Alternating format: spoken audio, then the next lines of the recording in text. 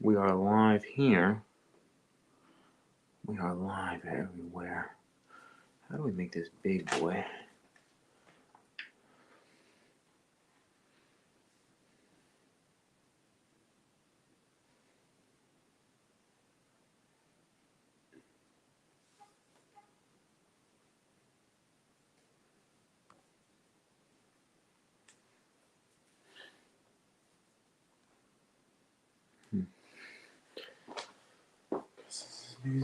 What'd you say? Oh, I you.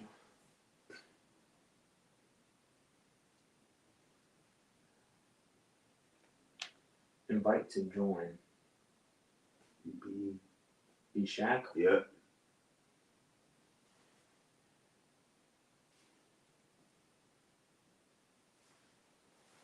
I feel like you should join like later on, but that's okay too. Do you? Brandon's not your friend. Huh? He's not your friend. You can leave. You should leave it. That's not a invite to join. You have to press something else. Oh. There's something else in there. Oh, okay, let me request to join. Well, you know what? Okay, I'll send the request to join. You gotta turn your phone off. Like the sound. Well, I'll send the request to join. Mm-hmm. You can send it like, I guess you said what, like 5 minutes? Yeah, 5. Yeah, do like 5 minutes. You're rolling. Okay. Now we're gonna post the live too, right? Mm-hmm. Okay, cool. On Instagram and on YouTube. Yeah. Yeah. I mean, granted, we're not on here yet. Yeah. So I just know the sooner I connect, more people will come. All right, let's do it. Request.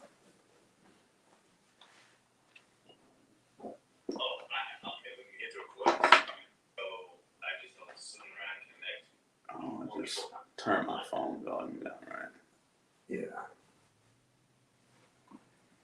Did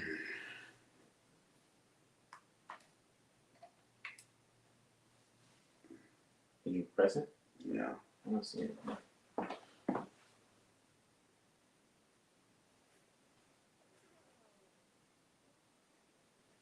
Now, when I do, say I end it, the people who have funneled into. Could I add you as a moderator? Oh, go live with B Shack.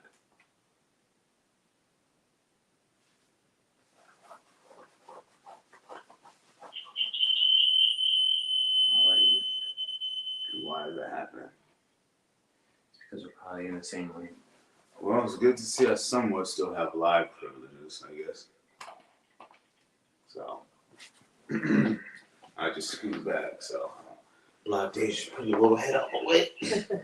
Oh, look at that. There you go. All these screens, all these cameras. Yeah, a lot of radiation. Oh, it's all good. All the radiation.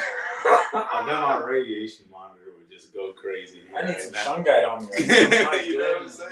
Insane. Some shut guy for real, you know. Woo. So, oh, do you have a title to pin? Yeah, it should say Kenya recap. On the yeah, I think I see it. I don't think you should be adding this right. What about a pinned comment? Like something to prompt. You can pin a comment and prompt the people to ask something like, you know. Yeah, any suggestions? You know. Yeah, ask us about Kenya. Ask us about Africa. Yeah, say ask us about Kenya/Africa or something like that. You know what I mean? So Africa. Share. Ask us about Kenya/Africa.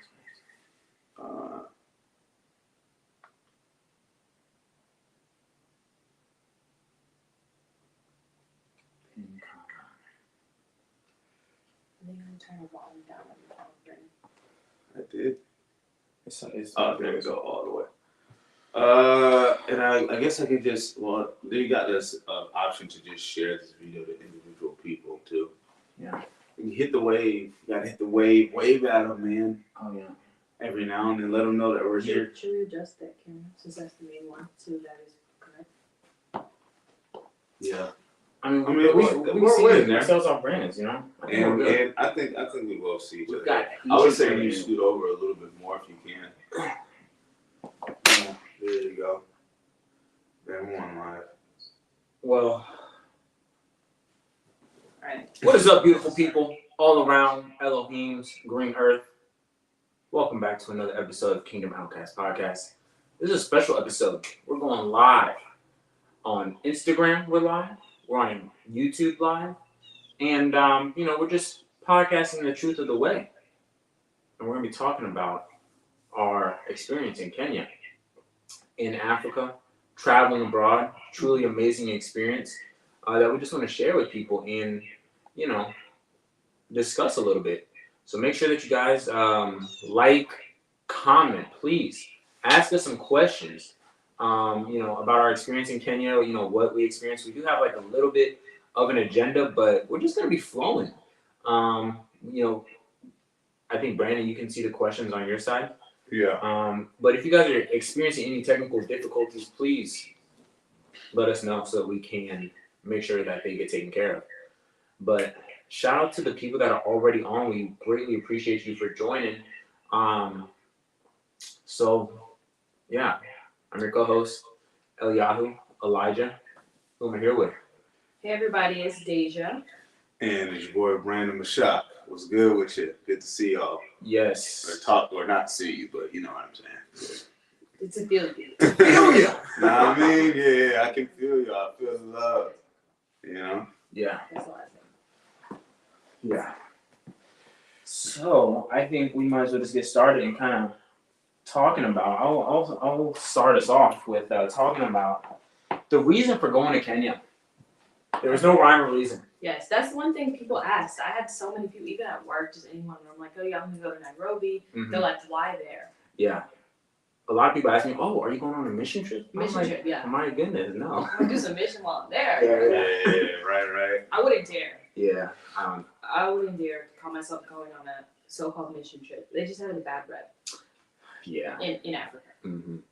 Yeah, they definitely have bad rep throughout history. But do we have personal reasons and then like group reasons? Well, I was just gonna start. Okay. I was just gonna start and say I personally, well, as a group, we had, I had, what is it? I proposed this to the group. I was like, yo, would you guys like to go on a trip? I'm thinking about going to Africa. It was your idea. Thanks. Yeah, because I wanted to do something for my birthday, and I was like willing to go by myself, but I'm like, maybe I can go with some actual people, and be a little safer. So I was like, Brandon, Deja, you're trying to go to Kenya? Brandon's already been to Kenya, so it kind of made a lot more sense to go there in comparison to like other countries in South Africa. So that's what we decided on. And I want to say we got our tickets in April or May. Yeah, I think it was May. Mm-hmm. We had talked about it, and we were like, we want to make sure this trip gets out of the group chat. Oh yeah. So if we're talking about this in February, let's make a timeline to book. Mm-hmm. No, for sure. So nonetheless, what? So you're saying Wait, we booked them in February, or the idea came up in February? I think the idea came up February, and we gave ourselves 2 months to actually book. Okay, gotcha. So we were like, all right, let's just pick a time. Let's put something on the calendar so that we can make it happen. Mm-hmm. Okay, true. So that was the collective reasoning, kind of. Yeah.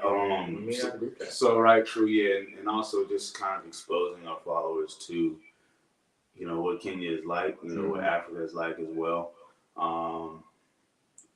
Me personally, I personally first went because I wanted to connect to and learn about, the tribe, that I'm from. But then going there again was, okay, cool. Let's connect even more, right? And then also, personally, I have thoughts of eventually moving, to Kenya. So just kind of like learning about the lay of the land, the place, what it's like, the lifestyle and all that. So just to get more information. Yeah. So that's my personal reasons. Yeah, and I'll be excited for them to have some property over there. I'll be vacationing in Kenya. I'll have all the more reason to pull up. You know what I'm saying? Right. Yeah. I'm with Elijah where I've always wanted to travel to Africa, but it made sense to me to travel to a place that's more familiar. So you have been there before. Mhm. and you had talked about your experience to us many times, and it came up like it was almost like a life changing thing for you. So I'm like, all right, I want to travel to Africa. I want to do so in a way that I'm gonna be like safe and confident about where I'm going. Mhm. So Nairobi makes the most sense. And then when I learned a little bit more about the history and things, I realized like, okay, this is also one of the more developed cities. And as far as comfortability, I'm all for exploring, but a little bit of me wanted to also make sure that I felt like I was comfortable. My American privilege might be showing, Oh but my I knew God. that I would have that in Nairobi. Yeah, right. In Nairobi for sure. Yeah, no. Not in Mombasa. I mean, it was there, but it was hard to find. It was a little hard to find. Yeah. Oh, privilege. The privilege, yeah. Yeah. A little bit. Get it out the mud in Mombasa. Well, if we got pulled over a bunch of times like I did when I first, the American dollars would have showed our privilege. Oh yeah. I mean, Here. but granted, given we got a little bit of that privilege when say we landed, right? Oh, yeah. He was like, "Yo, give me a little, just something." Oh I get you through yeah. you know, a little That's quicker, right? facts. That's a little bit of privilege. With, Yeah. as far as our luggage, like we didn't stand in line like that. We Yeah. never put the luggage through after. Yeah. He just came over. He knew we were American, Mhm. and so we gave him like $5 or $10, and we just skipped the line. Yeah. Well, let's take them through like the story, like the Okay. flight process, right? Like leaving Okay. Atlanta, starting Yeah. from leaving Atlanta. Whew. Leaving Atlanta. So what kind of things would you need, right? When you're going to Packing. Africa, right? Okay. Yeah. You need a passport, obviously, Mhm. and you need an e-visa. Yep. They say, they suggest certain vaccinations, but you don't have to take these vaccinations, which I haven't taken any of them personally. I got vaccinated. I got yellow fever, and then I got a prescription for malaria, which you are supposed to take 48 hours before you land. Yes. So I did adhere to that. I got you. I also took the yellow fever shot because once I learned that it was for lifetime, I'm like, well, frick it, I might as well get it. And I know that it's not, the mRNA DVOC type that's changing up my blood. Right. So Yeah. I'm like, this is cool. Also, I guess like in preparing to go to Kenya, thank the Most High that Brandon had a lot of people that he knew there in Kenya, so we could communicate with them in regards to where we were gonna stay, as well as like what the weather was like. So we were able to like figure out, okay, it's not gonna be like 100 degrees each and every day. Mhm. So we dressed. I would say like spring weather, Right. spring kind of early fall type of attire, and it felt very comfortable there. And then I remember being hot a lot. yeah, Just because like AC isn't as popular. Like, there's not AC in every single building, like every car, like there is here. So I remember just wishing for a little bit more AC. Well, yeah, like they just said, she was on that privilege. hold on. We Like still, nobody else hot. I was sweating all day. Hold on. We still get We're on still the flight haven't done part. it, right? Oh, yeah, the the flight jump part, in, y'all. jump in. Oh, preparation. So What was that flight like, y'all? Like, So we get to to Atlanta. I yeah. feel like we should start there. We get to Atlanta. We had to do the traffic Olympics, okay. first of all. So we get there. Elijah beat us there by a good 30 minutes. He just went on ahead through No waiting. TSA. We got to the counter. We have to give the e-visa, so forth. Mm-hmm. I guess. Yeah, Then we I get was on not the- trying to wait for We y'all. flew Turkish Airlines. Yeah, Turkish Airlines. So obviously, the flight attendants and all of them, they're gonna be, from Turkey, right? I mean, kind of a little bit of English. They know, I feel like some of them simple words. Yeah. The flight is long, so your butt is gonna be on fire, at some point. But at least what I noticed is that the seats recline a little bit more than domestic Mm-hmm. airplanes. Yes. So, because they know you gotta go to sleep on Yeah, those and long every seat had a TV behind it, of course, but yeah, so you That do was have nice. entertainment, Mhm. music, And they did feed us. They got us hot meals. trash. I was cool. I thought the plane food was decent. it was like 4 out of 10. 4 Yeah, out of 10. I was like, okay, I'll eat this because I have to eat it, but it was survival food. it was definitely survival food for sure. It was not seasoned. But they look, as far as entertainment, they got music you can listen to, movies. You can look at the flight path. Like there's a graphic of Earth, That's what I And did. then the flight path of how far you are, so the graphic of showing you where you are, like on top of the world. Yeah. And they have cameras where you can view what it's like to see outside the plane in front of you, or you can see the ground below you too. Yeah, it was really Which cool. is pretty dope. So on the flight there, we all sat together. So from Atlanta to Istanbul, which was our first destination, we all sat together, which was nice. That was like the 10-hour leg. So, yeah, I didn't really feel like 10 hours. It was more like 8 or 9. It was, me personally, the flight to Kenya, like getting to Nairobi was smooth. Like, maybe that's just me. It was smooth to me. The way back was rough, and we'll talk about that. But, yeah, the flight to Kenya was smooth. And then we got off in in Istanbul, yeah. And we discussed if we should leave the airport or not. We did. Because it was a 3-hour window, which sounds like enough time. Like, it sounds like time to be like, oh, you can land, you can go here and there and then come back. But it kind of really is tight. Mhm. Once you go through customs and then come back through, so we end up staying in the airport. Photos part. It's in Brand. Okay, got it. Yeah, so we did that. Istanbul was cool. We found a nice little restaurant that we went to, and they had some really good. It was like this croissant that Brandon and I had, a croissant with salmon on it. Oh my Yeah, God. like No, raw salmon was cool. I was going to say, y'all didn't realize it was raw when you ordered it. I'm cool though. And the funny thing Yeah, about, I'm you alive. know, the funny thing about Istanbul or these other countries with their products, like say smoking tobacco products, Oh yeah. the funniest, it's so funny. They gotta put in Oh, of course big we had that. bold letters like smoking kills you, Yeah. smoking harms you and others. It says you will die younger if you smoke. Yes, Like, like, just right on the wall. blatant. and it's like they just gotta have it in big bold lettering, just like that, you know. Yeah. It was kind of funny looking at that. It was. I actually those are stumbled really nice. across in the duty free. I actually stumbled across this perfume that my mom used to wear as a kid. I haven't seen it in years, so I saw it in the airport there. I bought it for her. So I guess you could just get out just about anything there. They have like different liquor that we drink. Mm-hmm. They had luxury brands like in apparel. Oh yeah. And the like people go to the airport like it's the mall. Mm-hmm. You know what I mean? Yeah. People really just like They had almost. Shanae and Diogo. Yeah, it was.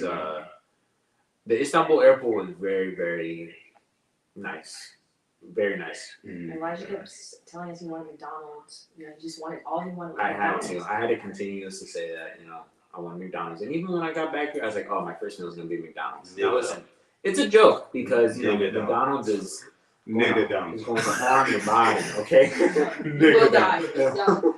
But what you do still have to say about McDonald's is that in other countries, Mhm. it's not the same ingredients. Yes, which is one of the reasons why I jokingly wanted to try it. Yeah.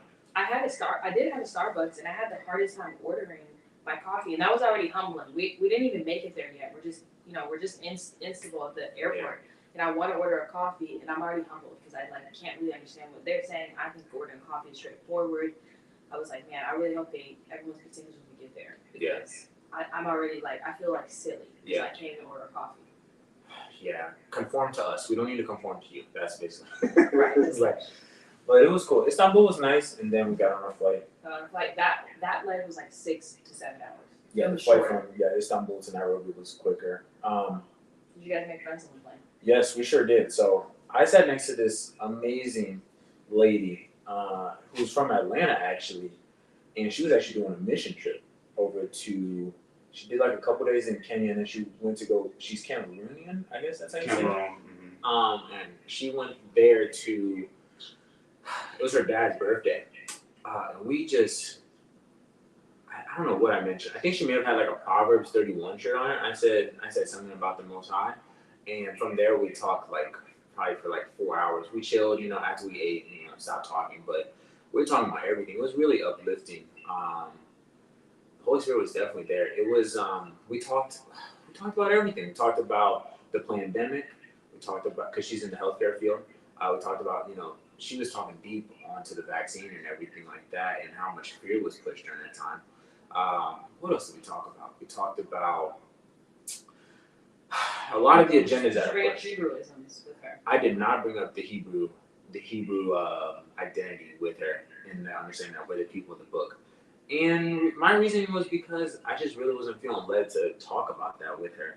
I think we were connecting on so many other things. I was like, let me just find a way to continuously give Christ glory and to like help her put her root and her foundation in Christ, rather than talk about the Hebrew stuff. Because I don't like. I got the sense that she just wasn't going to pick up on it. She actually did go to a.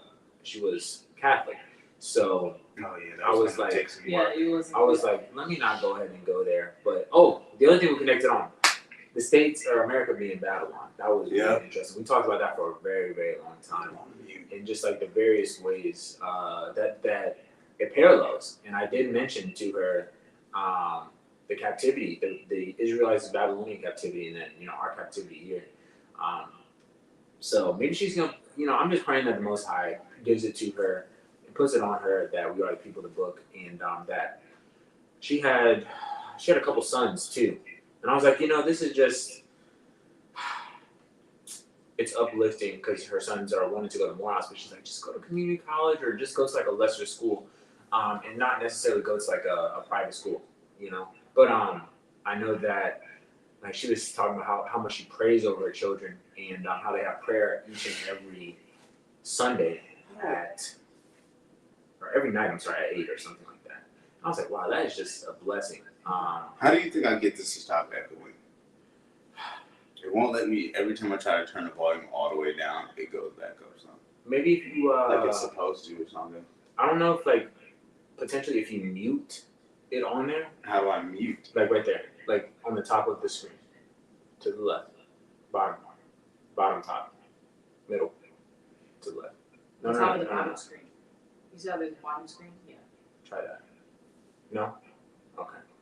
I mean, okay. I guess I think that. No, I still hear. It is what it is. Yeah. Tell me if it's echoing, you guys. Yeah. Is it echoing? Maybe it's on. Well, we can't mute both, then they won't be able to hear us. Exactly right.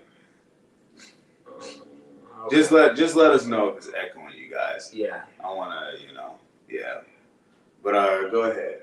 Yeah. So that was I forgot her. It was an interesting name. I forgot her name, but A little bit. she was really a blessing to sit next to her. She was talking. She told me 2 nights before, the night before, she said, she was praying and she was like, God, I have this flight coming up. Please put someone next to me that I can communicate about your word to. And I was that. So I felt like, it was kind of ordained for us to meet. So. I think it's amazing. When we got off the flight, I could barely walk, and both of you guys were like, we sat next to you, we just talked for 4 to 5 hours. Mm-hmm. I was like, just knocked out. I was silent. I probably didn't say one single word. I couldn't wait to land. And so yeah, we did land. I guess I was a little grouchy, but we went straight to customs, and then we exchanged our currency. Yeah. Brandon, you said something interesting too, yeah? Yeah. So I sat next to a Kikuyu sister, beautiful Kikuyu sister, man. If you're watching this, it's great meeting you.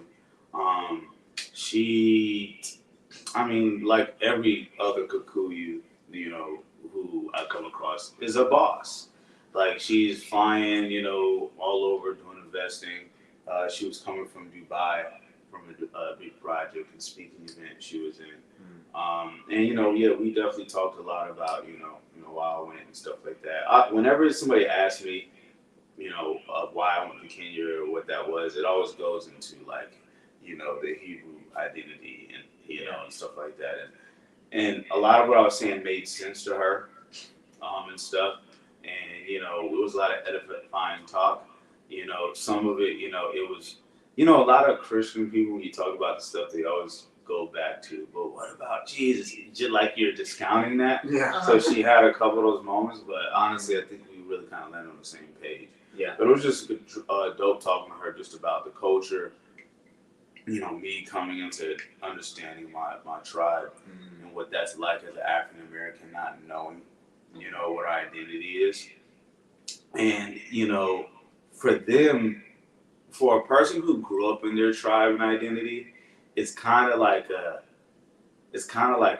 why does it matter so much a little bit? Yeah. But that's only because you grew up knowing this all your life. So you don't realize that as an African American who now knows who they are, it's literally like a whole experience and a big deal. Yeah. So, you do kind of like got to explain to them that perspective of what it's like to, grow up in, America.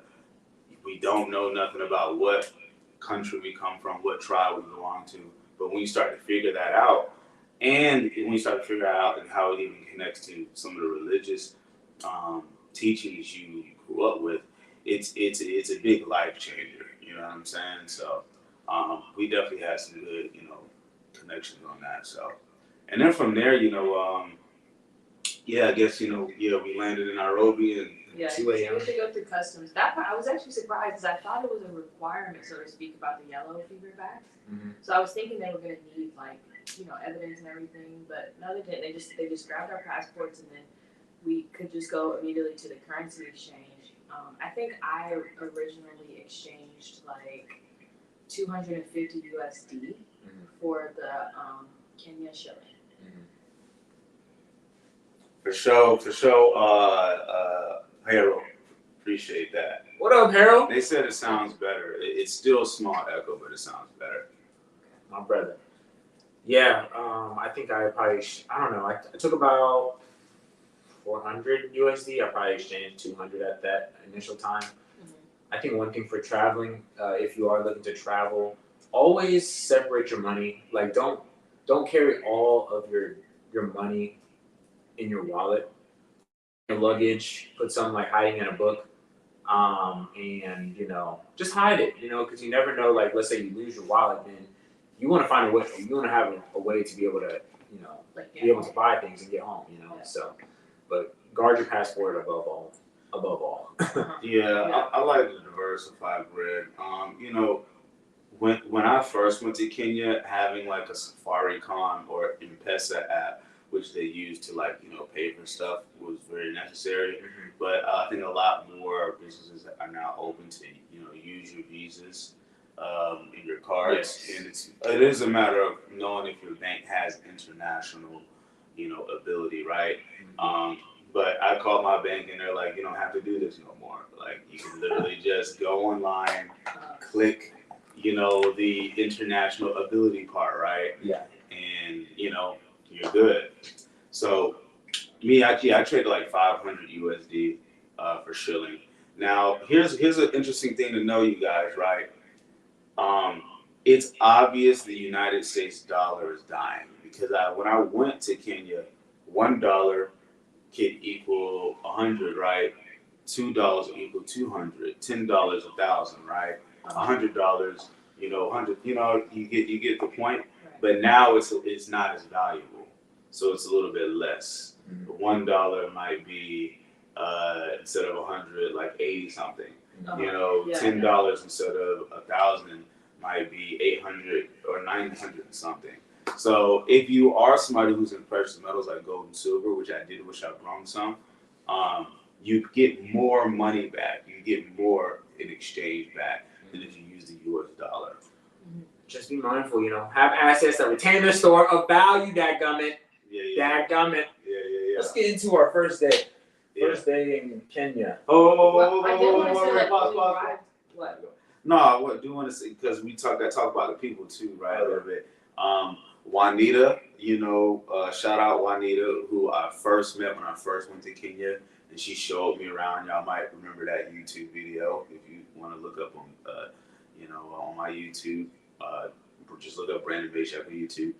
And she was flying out to South Africa as we were flying in. So it was good seeing her. We did expect her to kind of be with us, a lot throughout the trip. But unfortunately, her travels, kind of collided with ours. But it was good seeing her, for a quick second. And then they went to the hotel before me. We landed at 2 a.m. their time. So the first thing I noticed when we land, which I had to get used to, was that we were just bombarded with people that wanted to, like taxis and wanted to give us ride aggressively, like to the point. And so that became the norm. Like at some point you just have to just leave us, like stop. Yeah. Because as soon as you get off, there's like so so many people just waiting, like taxi, you riding, no. And he was like, no. They were Yeah. very So, aggressive. We had got a driver from our hotel because we weren't yet ready to use Uber yet. Mhm. So like we went back to the hotel at 2 a.m. But like I didn't think we would need much sleep. I'm like, let's wake up early and just like get some breakfast. Mhm. Honestly, because the hour difference, it was very easy to stay up late, to be real. Yeah. Like, it was pretty easy just because our body clock didn't adjust. So, like, I didn't get back to the hotel till like maybe 4 or 5 a.m. or something like that. Mhm. But of course, I was the first to wake up because, I'm an early bird and they some rocks. Is that true? I woke up first most days. You did. I just think you weren't sleeping. I just don't know. I've never seen someone act. No, except that I won't bring it up. But when we missed the train, it was on you. But first morning. Well, our bodies were 7 hours ahead. Or behind, I'm sorry. Kenya is 7 hours ahead of Eastern Standard Time. So, For sure. so like, 5 a.m. is like, what, 10 p.m. Mhm. So it makes sense for us to still be up, but we probably should not be. Right, okay. But, So it was nice because, found our way up the next morning. Yes. Finally got out of bed, and everyone got up. We came down for breakfast. yeah, we had breakfast. We can show some, I don't know if that was the food from there. But on the YouTube, guys, we are showing some pictures as well. We had got down maybe like 10 a.m. Or around 11, and we were like, we want to go do this safari because that was one of the first things that we wanted to do. Uh-huh. And we talked to the concierge at the hotel, the attendants there. They're like, nah, you don't want to go right now because we asked them like, when is the best time for us to go to the safari? Now you want to go like right when the sun is coming up, so 7 a.m., 8 a.m. 6 a.m. They were like 6 a.m. Oh yeah, they did say that. Yeah, because that's when the animals are first waking up. They're getting active. They're looking for food. They're moving around. Mhm. And by the time they have their first meal, then they're going to be chilling. Yeah. It might be hard to find them. So you basically want to get them around their breakfast time, essentially. Yeah. So I think we ordered, and I was excited to eat.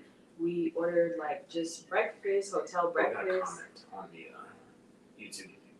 and This this was my first lesson in that Africans can't be rushed. Mhm. Africans can't be rushed. Okay, I don't care if you land at 2 a.m. I don't care what time you want your breakfast.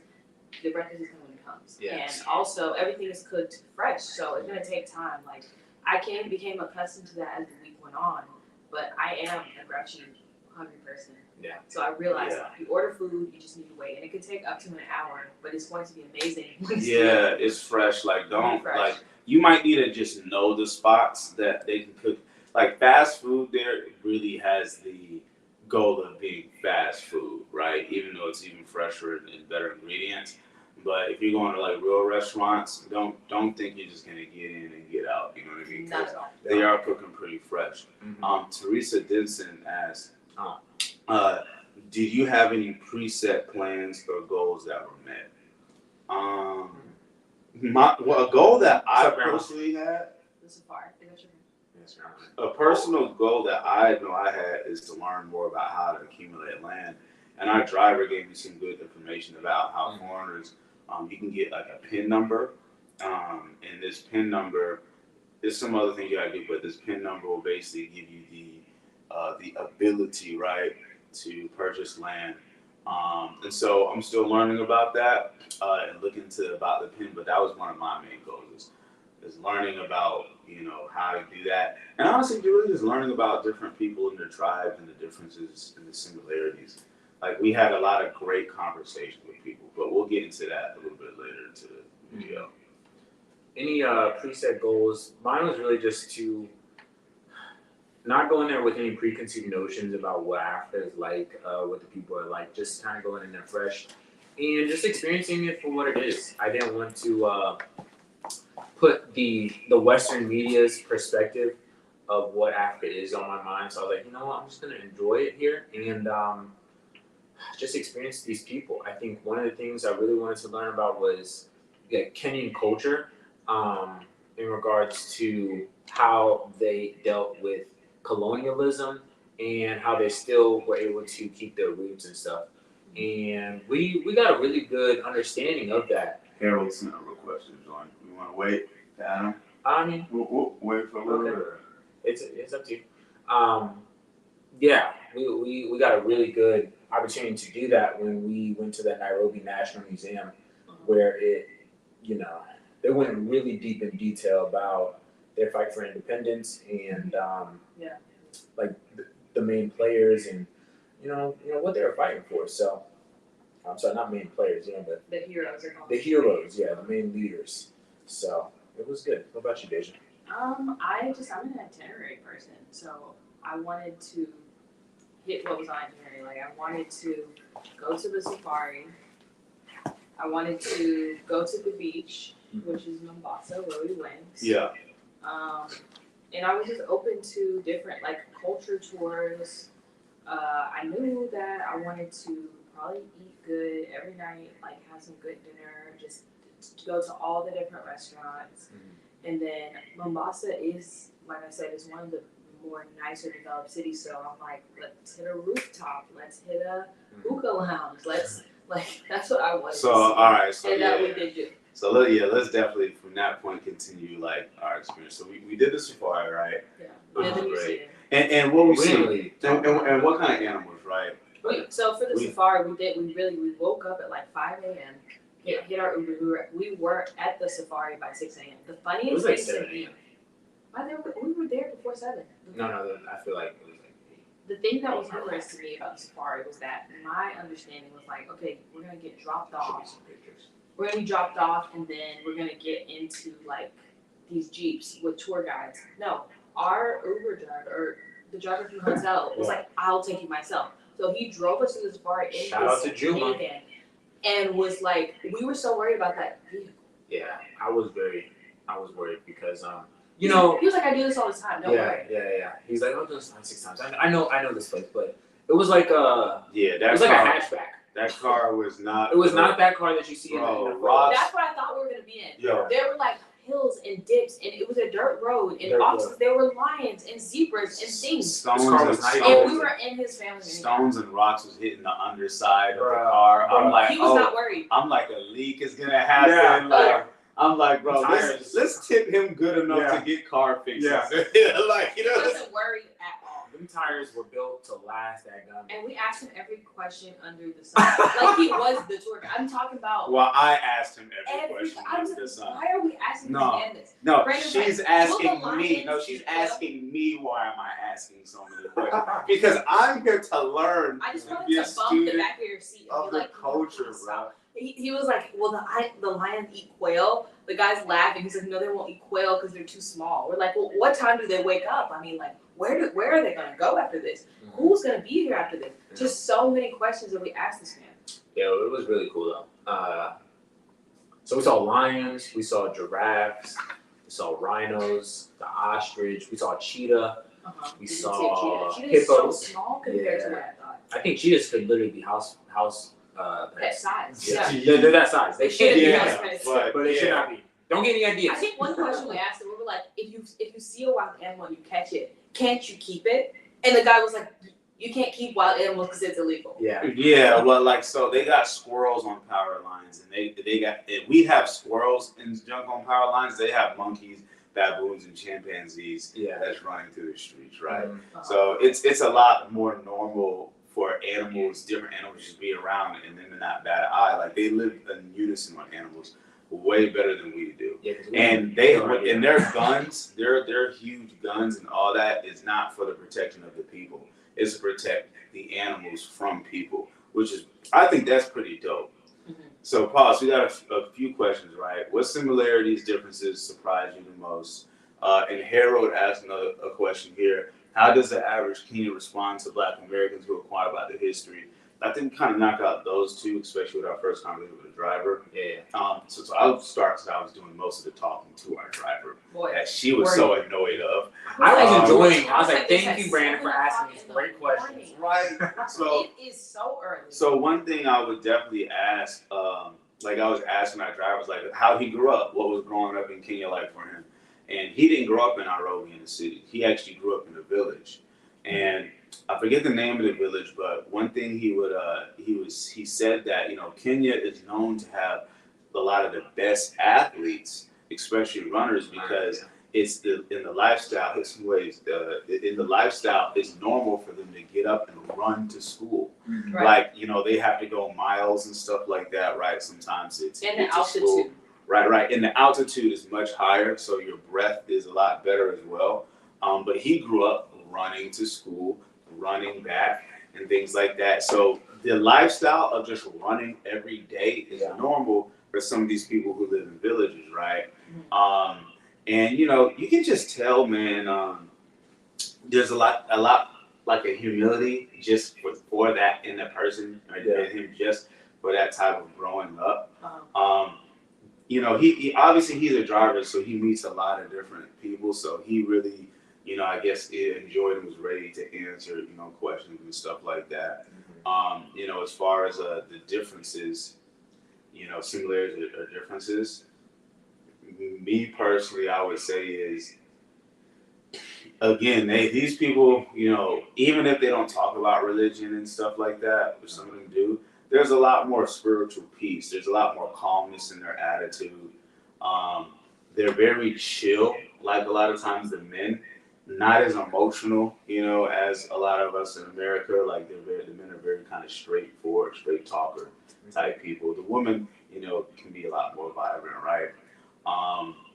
And you know, there are commonalities as far as like with the young people at least. Yeah. You know, they are into some of the same music, even though it's mostly Afrobeat. They are influenced by America a good amount. So social media too. Yeah, social media as well. But there's still a difference, kind of like in the pride and how they hold themselves. You know, they're very pride and dignified about their culture, who they are. There's a mutual respect amongst different tribes, like the different Bantu peoples. Look at each other as like brother and sister tribes a lot. So yeah, I thought that was cool. Like just to piggyback on what Brandon was saying with the tribes. Really, one thing that they've been doing a lot of getting rid of is tribalism, which they're really focusing on uniting Kenya as one. Which I like. I very much applaud. Hakuna Matata. Hakuna Matata. So like I think that's really important, and that's one of the takeaways that I took. You know, for us Negroes here in America, for us to put away our petty differences and just come together as one and unite as a nation. But I think just to touch on like the differences mainly that I noticed, because similarities, I mean, I can't really think of any off the top of my head besides melanin. But one of the bigger differences that I noticed was first off the food. So, you know, I enjoy a Sprite here or there, you know, here in America. But I got to drink as much Sprite as I wanted to when I was overseas because it only had 4 freaking ingredients, you know what I mean? Yes. It was so nice. So I was like, okay, the Sprite was different. And the fruit was it just tasted a lot more fresher. And I don't know, just like all the food, like Deja mentioned, was super fresh. Although it took like a little bit longer to cook. There was one time when we had gone to a mall and we literally saw this truck pull up with a freezer in the back of the cab. And this guy gets out and gets in the cab. He opens up the freezer and we see him just chucking goats into a cart. Like skinned whole goats. Yes, Yeah. Whole goats. I wish we could play the video, but it was like, you don't see that in the States because all you see are semi-trucks hauling frozen patties down. Or imported from another country. Yeah. Where they don't really do too much importing with food because they have everything. Yeah, and that's the one thing I did notice as well is that over there they did not have a lot of semi-trucks. The only semi-trucks that you saw were, from my perspective, was construction related or like heavy industry. They're literally farming in the city. Yeah. Like there's sections where you got warthogs, goats, or sheep or whatever here in the city where they're managed. You'll be working on construction here. And then got their animals that they're managing here. Yeah. Like everything fresh, everything is right there. You know what I mean? Which is dope, and it's unheard of in the country. Mm-hmm. But I want to say one thing about differences I noticed. So I got to speak with a young lady who I would say she's like close in age with me. We met her on a train. But Valentine. Yeah. And so shout out to Valentine. I was asking her like about her experience with dating there. I'm like, what is it like? I was being funny, but I just wanted to know like how is it dating like and stuff. What's the tea over here? Like I'll tell you the tea in the States if you want.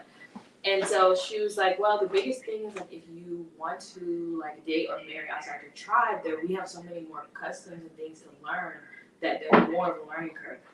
So one thing I noticed was like I was in my on my course she was kind of like more of like a city girl. Like she lives in the city, like she works, like she's like box braids, nails, like she's a young fun girl, and like she was like, well, in my tribe if we carry water on her back and there's other tribes if she wanted to marry into another tribe if they carry water on their head she would need to learn how to do that so that she could fit into that family and like not look like a kind of like an outcast. And so in my mind I'm like, okay, in the 21st century, like you guys still carry water? That was surprising to me. And they do. People do carry water and stuff. Which is Israelite custom. If you look in the word, it talks about it's not normal for a man to carry water, like even in the word. It's more normal for a woman. So when you saw, there was one instance in the New Testament where there was like a prophecy or something about a man carrying water. It was supposed to mean, something as far as in the New Testament. But yeah, it was just dope kind of looking at that. Me, like that's a big difference because I'm talking to someone who lives very much the modern life, very similar to my friends and people I know here in the States, but like some things about the culture still gets reminiscent of the olden days and times. Yeah, I agree. But so before we get to more of these questions, where do we leave off on? Safari Museum? Are we at the museum? Yeah, we So we go to the museum. And wait, in that day of Safari, did we go to Soho that night? Yeah, I think so. So that was the first time we went out. So we did experience some of the nightlife, right? Some. While we were in. we experienced all of the nightlife. We good nightlife. So one thing that was real cool is we had a Kenyan, meet up with us. I'm trying to remember her tribe. I forget, but shout out, who you are. You came out with us and you put us on to Soho and Club Gemini. And later on, we went to a club called Ibiza as well, which who's at all clubs? That's actually those are actually existing in America too. And what she told me is that it's owned by this 30-year-old Kikuyu guy. He's basically the same age, a little younger than me. And so this Kikuyu dude owns like all these nightclubs in Kenya and in America. Have we confirmed that he owns them in America? Ibiza is the same. It's literally the same. It's the same city in Spain. It's the same branding though. But you don't think people take? But it doesn't mean that he owns it. I just think. Okay, fine. I mean, he might. But nonetheless, she did say he's a serial entrepreneur. And he was also a doctor. Yeah, a surgeon or something. Things like that. He's wealthy and has these restaurants. But Soho was great. We danced. Okay. Yes, we did. We danced. we outdanced the Africans. Okay. We definitely brought the energy upon arrival. Yeah.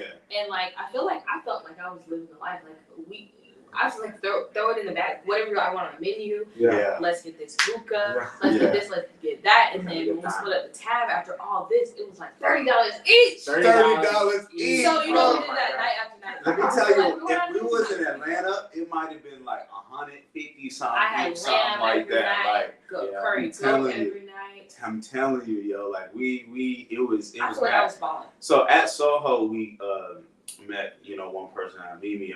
I think she's from the Kissi tribe, and she came with us to. We went to the museum early in the day, and then Karua Forest later in the day, right? So it was like a hike. So that next day we went to Karua Forest. Karua Forest is a forest in the.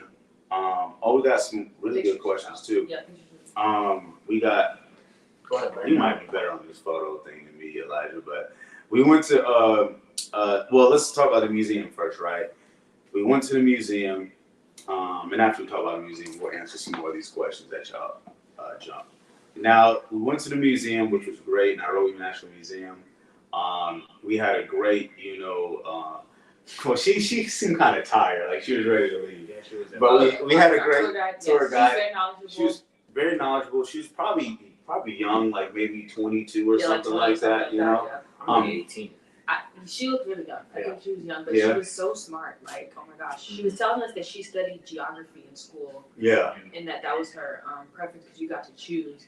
And this is what I did. I had a lot of questions. Like you in the safari, I feel like I had a lot of questions for her. And I want to make mention that she made it clear that this particular museum is under the what's the term?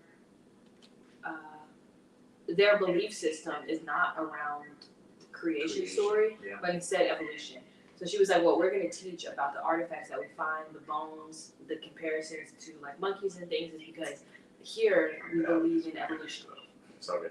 So I was asking her, like, okay, so where does Adam and Eve fit into all of these things? Like, you're showing us prehistoric skeletons, which is really cool. Mm-hmm. You're showing us skeletons of apes. Are you comparing where is Adam and Eve? And she was like, that is Christian theory. Mm-hmm. This is evolution theory. That's what we teach you. Now, here's the thing, too, though. I would have argued her on Christian theory because if you do look in each and every tribe does have a creation story, whether it's similar as the Adam and Eve story or something a little bit different. Uh-huh. Like, it's not like these tribes inherently believe in evolution. You know what I mean? Yeah, she didn't say her belief. She said that's what this means. Yeah, so if they're just going off of, like, quote-unquote science or maybe the influence of European science, right? Then that's, what they're just keeping that in that, museum. But one thing that was really dope is that we really learned about the period of time that we were there, like what they were about to celebrate. Divinely ordered, it was Heroes Day coming up. Mm-hmm. And Heroes Day, and we got some good questions. And Heroes Day in Kenya is them celebrating the fallen heroes of the Kikuyu soldiers who fought to free them of European rule. Yeah. Great Britain. And you might have had some other tribes a part of that, but I think it was mainly Kikuyu people, and them freeing them from European rule brought about, the first president, Kenyatta. Any Kikuyu in here or Kenyans in here, correct me on anything if I'm wrong, right? But the Kenyans, they basically celebrate October 21st, Heroes Day, the fallen heroes. Mm-hmm. And the first president, Kenyatta, coined the term Hakuna Matata. Hakuna Matata, which means, no peace, no worries, no peace. Kenya's at peace. Mm-hmm. We're not fighting the Europeans anymore. We're free. We have our independence. And then from there, East African music artists popularize the term through a song. Mm-hmm. And then fast forward, Walt Disney takes it for Lion King. Yeah. And then they sue Walt Disney, so now he can't sell Hakuna Matata merch. But, the movie is popular, right? Yeah. So this is where the term Hakuna Matata comes from, which is the Swahili language. Mm-hmm. And so that was one of the dopest things we learned about the history. Yeah, I thought it was cool. At the museum, they had a lot of animals there, but then they had birds. Then they also had a section on diseases. They had a section on sickle cell and AIDS, and also like kind of the backstory of it and why sickle cell was important for fighting off malaria. It's like a natural deterrent. I thought that was cool. But like sickle cell trait here, superpowers. They don't know as much about like our history and slavery and stuff. And I was telling her like we have a lot of sickle cell and sickle cell trait in American Black people. Yeah. Like it's still that is very much still present. I was like, my brother has sickle cell trait, both of them, and she was kind of surprised. Yeah, I have it too. Yeah. And so let's answer some more of these questions, right? Okay. So here from Instagram, we have a couple of questions. What spiritual things did you guys do there? How did they view Americans? Do they have particular different calendars than us? So let's go with some of the spiritual things we might have done. Well, we definitely prayed over our food. Our moms told us to be careful. Yeah, watch out for the voodoo, and all of that. Mom told us to be careful. Definitely did like quiet food praying. Yeah. And during our flights, and praying over our food. I think the conversations were more so the spiritual things. Mm-hmm. Like we just had conversations on spirituality and connection with the tribes a lot, for real. Yeah, there was one, I guess this is very spiritual. It's kind of like related to warfare. One thing that we noticed, which is a huge difference from America and at least Kenya and I'm assuming like a lot more African countries, is like the influence of Islam in the communities. Yeah. So like, very prevalent. In Nairobi and in Mombasa, they're both the communities that we stayed in were predominantly Muslim. So like they had mosques in those communities, and 3 times out the day you would hear them come on. I'm like, bro, shut up. would be like after we have a long day of just being out in the street, like we're gonna go like just sit Right down. on a nap. Like as soon as I'm just gonna take like one nap, I'm just gonna sit on the couch. As soon as you're like would sit down, All right, boss. the speaker would just cut on. Like, oh my It God. was insane. It was insane. But Annoying. But one thing that's important to stick out is that they say that still 70% of the Bantus are actually, of the Christian faith. Mm-hmm. But it's that the Muslim community is just kind of so dominant in how they establish themselves in places. They have to build a mosque wherever they're at. Yeah. They have to do They this. have to take over.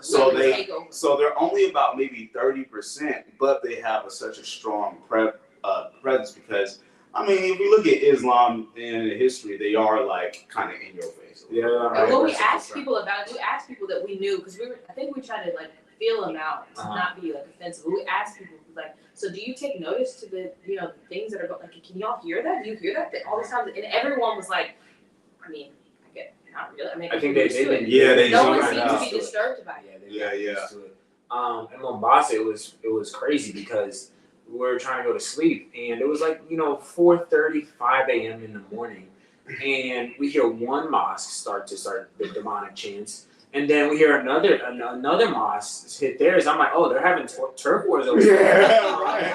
Like as to who can be louder, Bro, like, you know, bro, like, you know what I'm saying? Brandon's like, let's just open the window and be like, shut up. Yeah. Like, Yeah. So if I was to really split or put in the position the religions, right? Again, Christianity, as far as is the blanket religion, right? Most tribes do adhere to that, but then you do have each individual tribe. They still do a lot of their customs, right? They still do a lot of their traditions, and some of them may adhere to just only their tradition and customs, right? Mm-hmm. Which is, I think you'll find more of those outside of the city, more on the outskirts, right?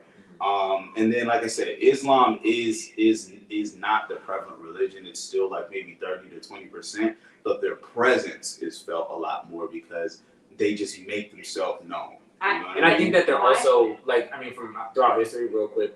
Like Islam has been something that's popularized by merchants and like those that are in business and trading. So it makes sense because we stayed in nicer areas that they were predominantly Muslim. Mm-hmm. They bought their paper. It's like all Arabs are Muslim. And so where we stayed was a little more nicer area, like you said. These were like Arabic areas, but then you'll see like African Muslim as well. And my takeaway from it was that there is a lot of flaw. I already know there's flaw in Islam, but the main people that we saw that were begging on the streets that were poor or like just literally appearing to be possibly homeless or very much struggling were women that were covered eyes down. And African not any Islam. Arab. I didn't see one Arab woman begging, but Black African Islamic women who are covered from the eyes down, all the way covered. Those were the ones that were begging on the street. And women in hijab, you'll never see working. So there's a huge gap there. That means there's a flaw now because you're saying women don't work, but then yet if they're not covered as far as within marriage or by their community, but they're covered head down, all their only choice is to beg on the streets. And there were always women with a baby. So that was sad to me. Take this off and go empower yourself. And this is a similar, pattern wherever African diaspora people are in the world. Kind of whatever, no matter what religion or community they adhere to. What I really say is Catholicism. Is probably the biggest example, right? One popular quote I know is wherever you see Catholicism, you see poverty. You know what I mean? And it's a lot of times it's more of the African people who adhere to Catholicism. And so the same thing kind of in Islam, and so for me, it's a thing of like even realizing these quote unquote, religions, right, or religious systems aren't even inherently African. They were imposed, right? Right.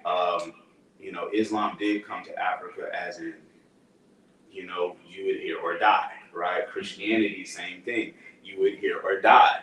And so I just think it's kind of even the spiritual implications, to be honest, behind that. But that's our opinion on that. Yeah, I think one thing I had noticed, and I had to in coming back from Kenya, I was reading one of the curses due to Deuteronomy 28, and it talks about my people just I'll give them up to other gods, and that's a clear example of that. Wood and stone. Wood, the wooden cross. Stone, the Mecca box. Or you know what I'm saying?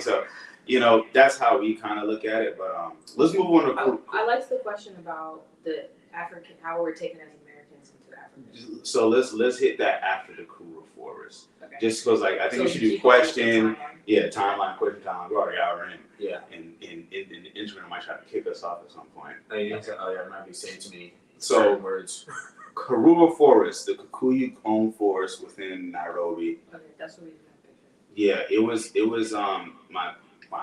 was my second time being in Karura Forest personally. Mimi, shout out to Mimi. Who we met at Soho, she came in and kicked it with us there.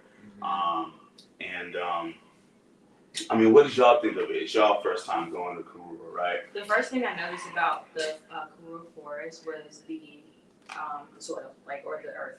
It was so brown. It was this pretty rich brown red color. So we definitely wanted to get some dirt or grounding. Some grounding in, and just be barefoot on the land.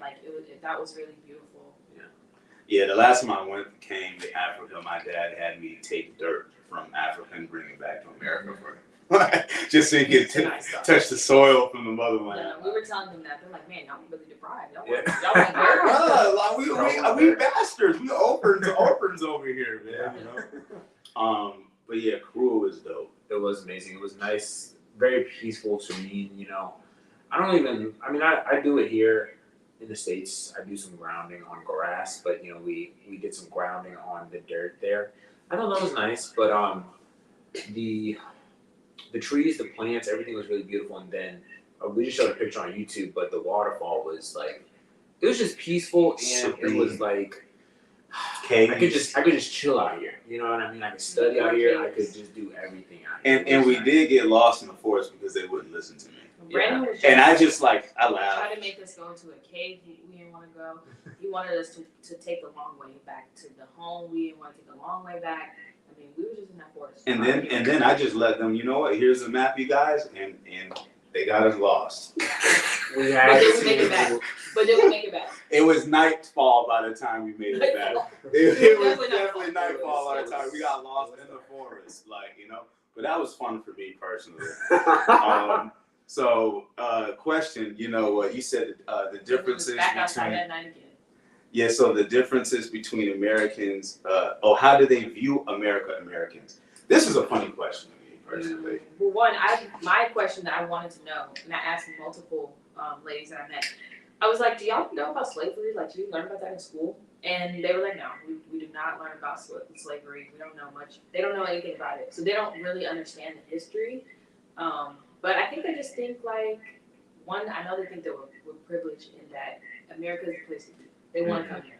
It's like Atlantis. It's like the city of gods. It's really no different from how Egypt was back in the day, when Rome was popular, when Babylon was popular, Mesopotamia. Yeah, America is that of today. I remember us being in an Uber, and the driver wanted us to know that he's really hip, and he's he likes 50 Cent, and he likes Dr. Dre. It's you don't gotta lie to kick it, my nigga. You ain't gotta lie. Brandon was we're from Atlanta, where a lot of this music made. He was like, really? Yeah. He literally couldn't believe we were from Atlanta because they know that that's the music capital. He was very much enjoying us singing along. Yeah, he was. Oh, you're talking about when we got back from Mombasa, that driver. Yeah. We spent all throwback. Yeah. Oh, we're gonna get to that. Yeah. So I think they think we're from the land where it's made. They're from the place that they want to be. So in regards to being viewed, I just felt I don't know, maybe it was this gold chain or what, but I just felt like they were coming for our pockets. They were asking. They were coming for our pockets. They just walked up to us and just asked us each and every time they were coming for our pockets. for no reason. Hey, what do you have for me? We have an American sense on us, no matter how Kikuyu Brandon was looking. Right. We were stuck out like sore thumbs. I think one thing, at least for myself, I noticed with the men there, not a lot of them had beards or a lot of hair on their heads. Not a lot of guys had locks or braids. They were impressed. They were impressed. Multiple people had to stop you about your Oh yeah, we gotta catch these weights. Yeah. So that was one thing. And I guess we could talk about this in Mombasa. one of the beaches, we went to a public beach. We made a huge mistake there. Okay, my well, we getting ahead. We getting We didn't we getting ahead. We get getting. on the train or nothing. Oh, Yeah, we gotta go. Okay, then. All right. So after, That's a juicy story. okay, Karua Forest. Now we We can went do. out again that night. Now we can do a question, right? Since we just talked about Karua. Talk about it. No, I didn't want to say it because we were outside again. One more thing about Americans. How do they view Americans? They think we're nuts at the same time. The whole You never said that. No, I'm talking to John D and one other, that we met. This is how it's viewed, right? Yes, we're looked at as, influential. Some of the young girls want to be like the Atlanta baddies and all that, right? Which is like, oh gosh, don't let us corrupt you. But it's like this topic of mental health, like how much mental health is talked about in the States. Yeah. It kind of like, what's wrong with y'all? Why, what trauma y'all dealing with? Why are y'all always talking about mental health? Why don't y'all have peace? Yeah. And so, one of the things I had to express to them was like, science can literally look at African American DNA and find trauma strands in our DNA. You know what I mean? Mm-hmm. Granted, that doesn't give an excuse, I feel like, but even though Africa did go through levels of colonialism, it wasn't exactly what slavery in the American states are. And to be honest, it's not even just that. It is the purpose for disenfranchising communities. It's pumping drugs into communities. It's taking dads and incarceration. It's police brutality. John D actually told me that she has a friend who actually doesn't even believe America really exists.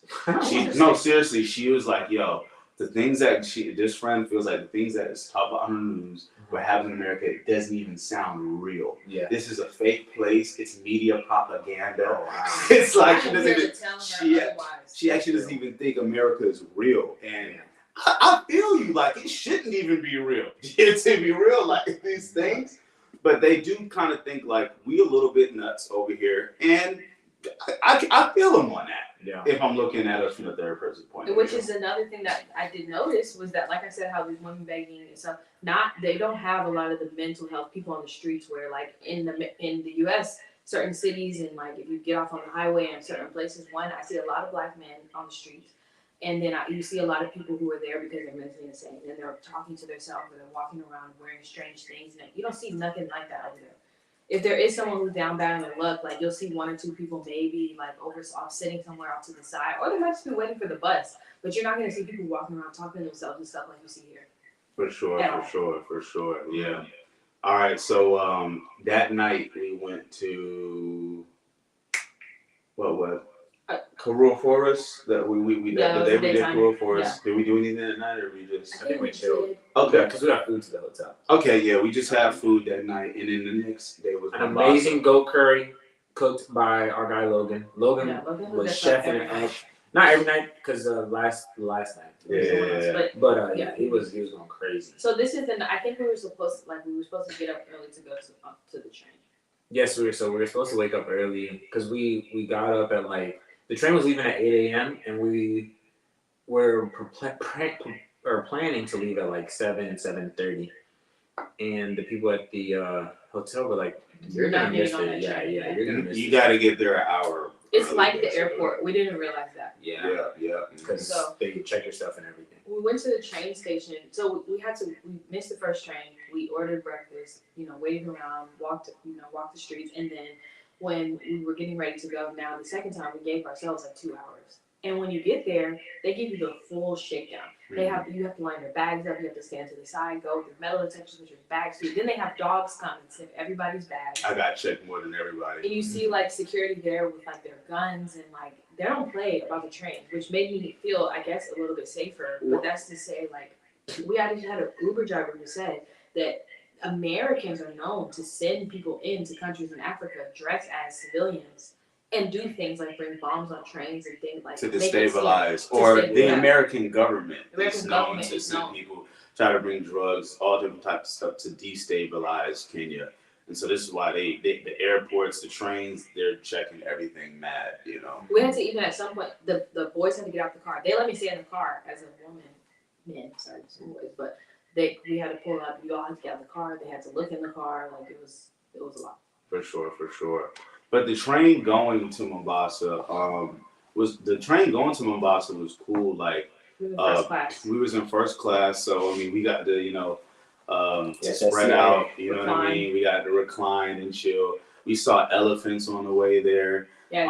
Which weren't at the safari because basically they said the elephants would get into the city, Yeah, so just walk over the fence. we saw them on the way. Yep, some other animals, ant mounds like as big as a person. Yeah, like because the train goes through the country, so you can see some of those like old villages where people still live that traditional way. Out like in the country. I actually, when we were talking on the train with our friend, like I was telling her that in the U.S., which again, mind blowing. There's no corner of the U.S. that you can go and find tribal people who have been there for thousands of years and they're like unbothered and still live traditional. They came and swept the entire United States of America and uprooted every last person. And we have reserves where they've replaced people. But just like in parts of Kenya and all over Africa, you can go off in the cutting into the mountains where people still live traditional and they have like history and like no, there's no natives or no nothing. You can't find a corner that hasn't been uprooted here. And that is unheard of there. Yeah, no, for sure. So yeah, the train ride there was cool. We had a really nice hotel. What was it called? Was it in the Airbnb? Airbnb. Yeah, it was like a Airbnb condo. in a hotel type deal, but it was a Burgeri Towers or Bulani or something Towers. Yeah. But it was a great hotel. Very nice. Except there was no hot water. So we had to take cold showers for 2 days. Yeah. And I realized my privilege then. This is really. Oh, my water actually got kind of warm. Personally, my water actually got warm. But you did have the master. So very beautiful views. Still a lot of shalamalala through the atmosphere. But it was a very beautiful hotel. There's an AC unit in every room. It's not like a one unit for like the whole thing. But we had to pay. We had to pay for the AC. Yeah, you do pay a little bit extra for AC, which is kind of nothing for us, right? It was like $10 each, right, or something like that, or $5, $20 together. Y'all actually never gave me the money for the. You should have. I didn't know. Look, we paid for so many things. I just kept telling y'all to tell me what the bills were. Yeah. But yeah, the hotel was great. What was the first thing we did? We just went out that evening, right? Yeah. So we got there. It was evening time already. It was already dark. So we still like Airbnb drivers, Uber drivers, super cool. He was giving us the rundown. He told us he lived in Dubai at some point. He was like, "You guys need to make a stop. We can stop off the you want like, what do you need to do?" Yeah. So we got right to it. And we had Miss J. She linked up with us. She was on the. I think she's still on or was on earlier. But yeah, her and her friend. They showed us. They gave us the idea to go to some place called Hypnotica. The way you remember all the places is really. Can't remember these names of these places. Yeah, the place we went to was called Hypnotica, and let's just say, that was a little bit. It was definitely wild. We just won't speak about it. All I'm gonna say is, look, this is all I'm gonna say. Please. They had a pool in the middle of the club, and that's all I'm gonna say. You know what I'm saying? Yeah, question. Someone asked why no hot water. I honestly don't know why there was no hot water. Everyone doesn't have I had warm water. But that's an American privilege, though. There's many places where everyone doesn't have hot water. Mm-hmm. It was only at that Airbnb that we were at in Mombasa. Yeah, in Nairobi it's very new. Remember, they said that hotel just opened, so they probably don't have all the infrastructure. It's a residential building. Yeah, they probably don't have all the infrastructure really set up for that particular building or in company like that yet. So it's not like statewide or countrywide. It's literally, they just didn't have that set up quite yet. Yeah. Hot water is a privilege. When I've traveled to the Caribbean, everyone does not have hot water. No, I get it. I get it for sure. You should definitely, get uncomfortable and take some cold showers while you're in the States. Yeah, I heard. But, so next day. Yeah, Jay and her friend who met up with us, they were great. It was a great time. And then we no, that was not that night. But I was gonna say it was that night. We that's when we got the beef stew at 5 a.m. like early in the morning. Yes, it was. Yeah, we had that run. So because we came back after our fun night out, we had a good time. Yeah. By the time we got back, it was probably like 3 to 4 a.m. Yeah. We realized we were hungry. We were very hungry, so we We found us a 24-hour spot, and I called him, and I was like, all right, so we want some chicken and rice, we want some beef stew and rice, we want some beef patties or whatever they call them over there. And he was like, samosas, yeah. They're like these triangle beef. Oh, so patties. good, so good. All the food was so good. And I called them, and they're like, okay. And I'm like, all right. So Deja and I were like, all right, we're gonna go ahead and make a trip over there. Well, you were just gonna go alone. I just want to say that you were like, okay, I'm just gonna go. I'm just going. Oh yeah. Well, I'm built different. But it was not actually scary being out there like 4 or 5 a.m. But I was like, Deja, let's move with a purpose. Let's move with a purpose. So Deja and I put sandals on. Deja and I have already been training like, and running. Please put sneakers on. Yeah. Okay. Put some sneakers on. We did a little jogging there. But then when we got there, like our food was not ready.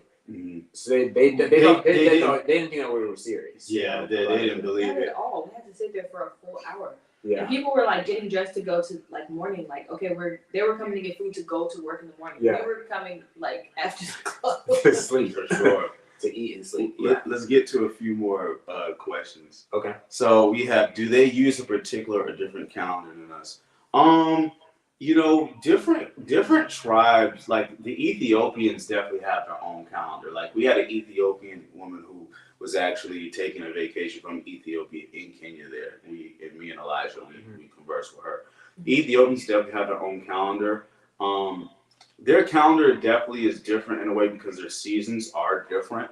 It's not like they follow holidays like us. They have their own holidays and countrywide, kind of holidays and such. So I would say that they do recognize, January through December, but it's, a lot of their days of memorial and things like that are completely different. Yeah. So it's definitely it's the same months, and then maybe certain tribes do have a calendar that they adhere to, but countrywide they do adhere to the Gregorian calendar. But I noticed that like people are actually like aware of the new moon. Like we were at the beach and a couple people at the beach was letting us know like depending on where you sit, this area is gonna be like underwater in the next 30 minutes because the tide's gonna come all the way up here. Mm-hmm. And so I heard more than one person reference, oh, it's because like it's a new moon or it's a full moon. Mm-hmm. So I think like unlike here, the talk of the moon phases, that's just normal life. Everybody is aware of what moon phases is at the time. Yeah. Mm-hmm. Yeah, they are a lot more in tune with the celestials. Yeah. For sure. So yeah, we got another let me see. We already answered about the Christians. I believe there's more to talk about the differences between American and African and American, sure. But we'll get to more of that a little later. Do you know if it's different? Oh, do you know? Someone said here, like, what is your favorite meal? Yeah, so favorite meal. By far, okay. I love this meal so much that I literally messaged our hotel cook like on WhatsApp when I got back. Give me the Krabby Patty secret formula. and it was the sauce that he made. Me and Elijah, we both had this shish kebab type beef with some bell peppers on it, and then it was the sauce that drizzled, and then we had eggs on the side, steak and eggs. Oh my God. When I tell you crack is real in the form of food. This is what that was. I've been remaking it, by the way. Just like cooking it up at home. I've been having it with everything. I've been having it beef with smelt fish. Yeah. Oh my God. I've been marinating as a marinade. I need to make me some of that. It was so fire. It was like what was it? Kind of like a sweet chili sauce. Oh dang, guys. I think I ate breakfast in the room that day, but is it not charging? No, it's on the microphone. She said she can't hear us. You gotta hook that up. You gotta put the charger on. Okay, well maybe we'll just go no microphone. Yeah, no microphone for sure. And then the top screen is off. Okay. Is it back on? Man, you hit the charger up though, like ASAP. It's on 1%. It's not on 20%. It won't die though. But you need to get it in the charger before it dies. Okay, it's fixed. Here's the charger.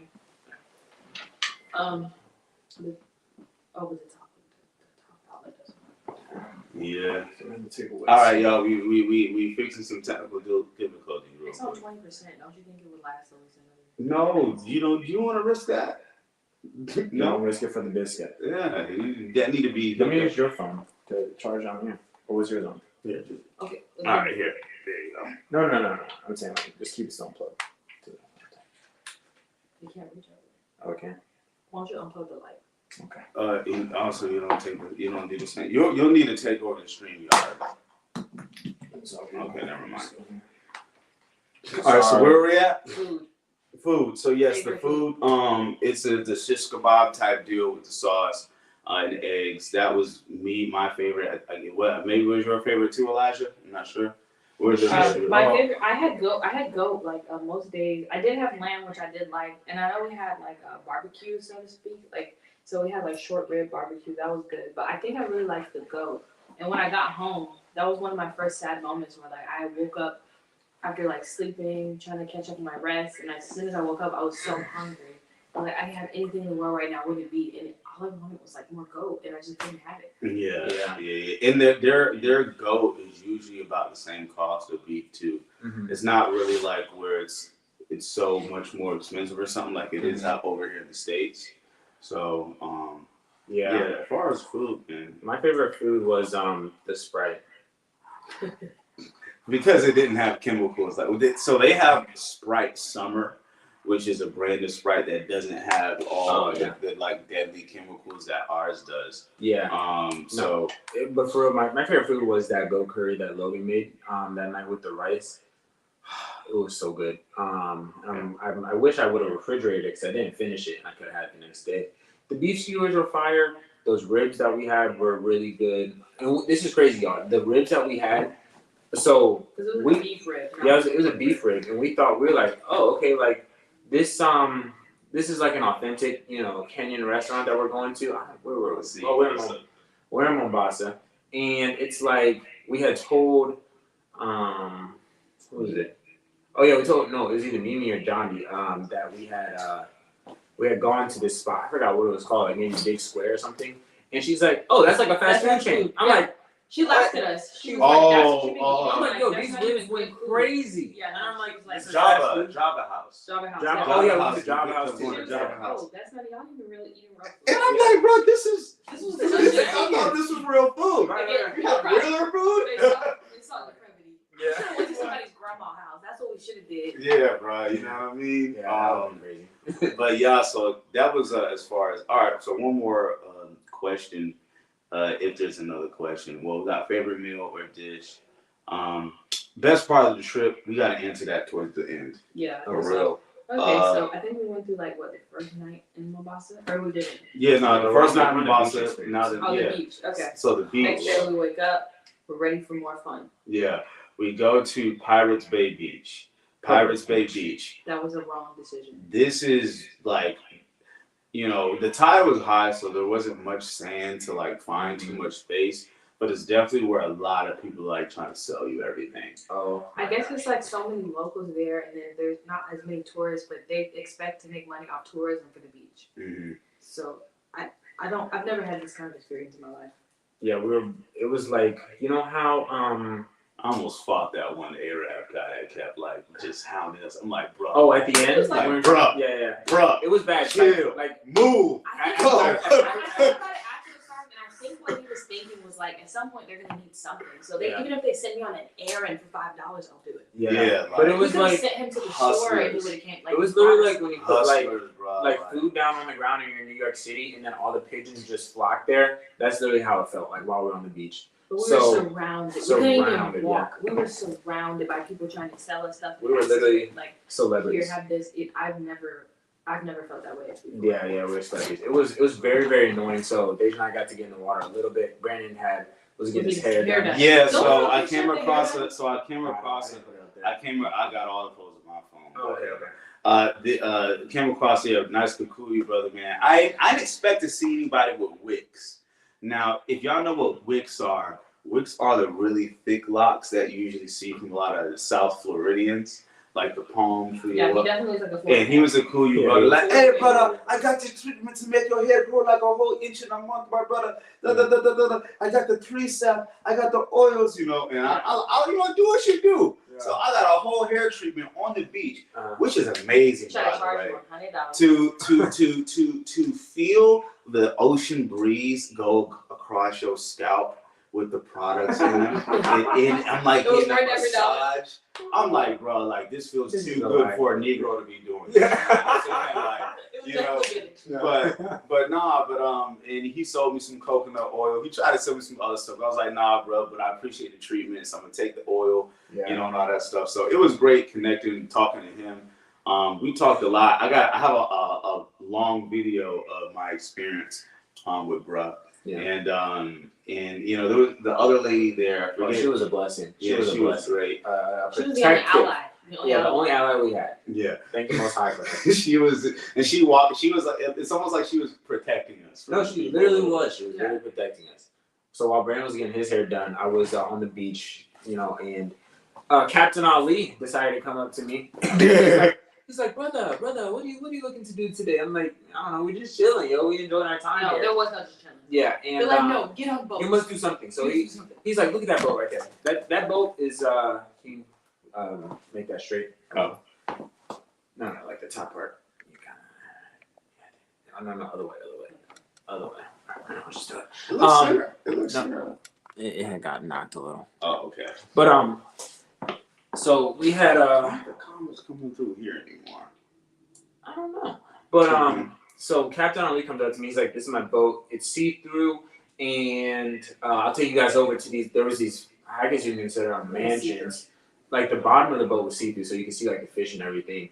And he said, you know, you guys can jump out, you guys can enjoy it, and then you know, I'll take you to go around this huge mansion house or whatever. Like 90 minutes. I'm like, okay. And he's like, 150 USD. I'm like, interesting. He's like, you could also do jet skis and stuff. It does seem a little steep. I'm like, alrighty, I'll ask my friends. Then I was like, guys, just say no. You know, so they're like, they weren't honest. So I was like, nah, we're cool. They're hustlers. They definitely hustle. They were hustlers. They know how to get money about you, man. You gotta negotiate with everybody. Captain Ali was like, all right, what can I do to get some sort of business from you? He's like, can I get you guys some food? You guys hungry? And then he was like, all right, so what about souvenirs? I'm like, all right, entertain me. So we start walking back to this, I don't want to say shed, but like a souvenir shop on the beach. And so I'm like, all right, I'm looking for some bracelets. You know, I want to be able to give these to people here. So I'm looking at these beaded bracelets. And these beaded bracelets, it's the one that Brandon has on, if you want to show him the camera. That was one of the ones I was looking at. Show the beaded bracelet that you have, but yeah, he has it on his hand. The beaded bracelet I was looking to get. This is, you know, maybe $1.50, $2 max, so about maybe 200 shillings per. Because I had already bought some. I was like, let me just get some more. And I'm like, okay, so let me get 3 of them. And he's like, okay, cool. I'm like, so how much? He said, 40 USD. And when he said that, I said, nigga! I'm sorry. As soon as he said 40 USD, I said, bro, I'm leaving. I started walking away. He's like, brother, please. What about 20 USD? I'm like, you lost your mind. That's disrespectful. That's so disrespectful. Like $1 bracelet. Yeah. How stupid do you think I am? That's literally that's literally like a bill. Like, I know. I'm like, bro, you disrespected me. So we started walking around. I was like, guys, we gotta go. Yeah, this is the time for like this is the what is the straw that broke the camel's back. We definitely looked upset. But one thing was cool. They literally even have camel rides on the beach. Yeah, that was cool. We did go to another beach in Yali Beach, which was a lot better, a lot less, you know, trying to sell you stuff. We found like a little corner between the sand dune to camp out. Let me tell you something funny. So when we got to that beach, because we had just such that terrible experience, it wasn't terrible. I had a great experience at that beach. All right. I was uncomfortable. Yeah, it was definitely predatory. But so we got to this next beach. Nobody was scared of the safari. Now the lions did start to walk toward us and roll our windows. Oh, that was hilarious. So we were good. Brandon and I both rolled up our windows in unison, like synchronized swimmers. I'll be posting video of that later on. Yeah. If you look at the video on our page, you'll see the lion kind of walking towards us. And that's when Brandon and I both simultaneously rolled up our windows. But when we had got to the new beach, we were like, all right, if anyone comes up to us, we're just gonna speak Spanish. We're gonna be like, no habla inglés. No habla inglés. Then the It's a very clever plan. yeah, very good. And then the first thing that comes up to us, he speaks Portuguese. I know, right, He's like, bro? me, trabajo in Portugal. Yeah. Like, Oh, these guys do know 5 languages. Yeah. 3 to 5. Yeah, it's very common for people to know 3 to 5 languages. Yeah. One Swahili, since that's the main language. Mm-hmm. Then they're like tribal language. Right, and then their tribal language, right? Kikuyu's gonna know Kikuyu, Kasi's gonna know theirs, and then Swahili, their culture language. Everyone speaks English. And then English, and then some might know French or Italian or Portuguese or whatever. So they're all. I don't even know how your brain can memorize that many, but whatever. They got it. So we did the other beach, which was great. We went to another restaurant which had great food. That's why we had the barbecue. The ribs and the onion rings. Yeah, and some drinks. It was a nice environment, nice little setup too. I was so joyful in that moment. I was really being so at peace. Like I was like, honestly, there's no one here to ask us for anything. I can just eat. I just eat unbothered. Yeah. This is perfect. Yeah, for sure. And then that night we went to Jamaria. Back outside. Jamaria Hotel Lounge.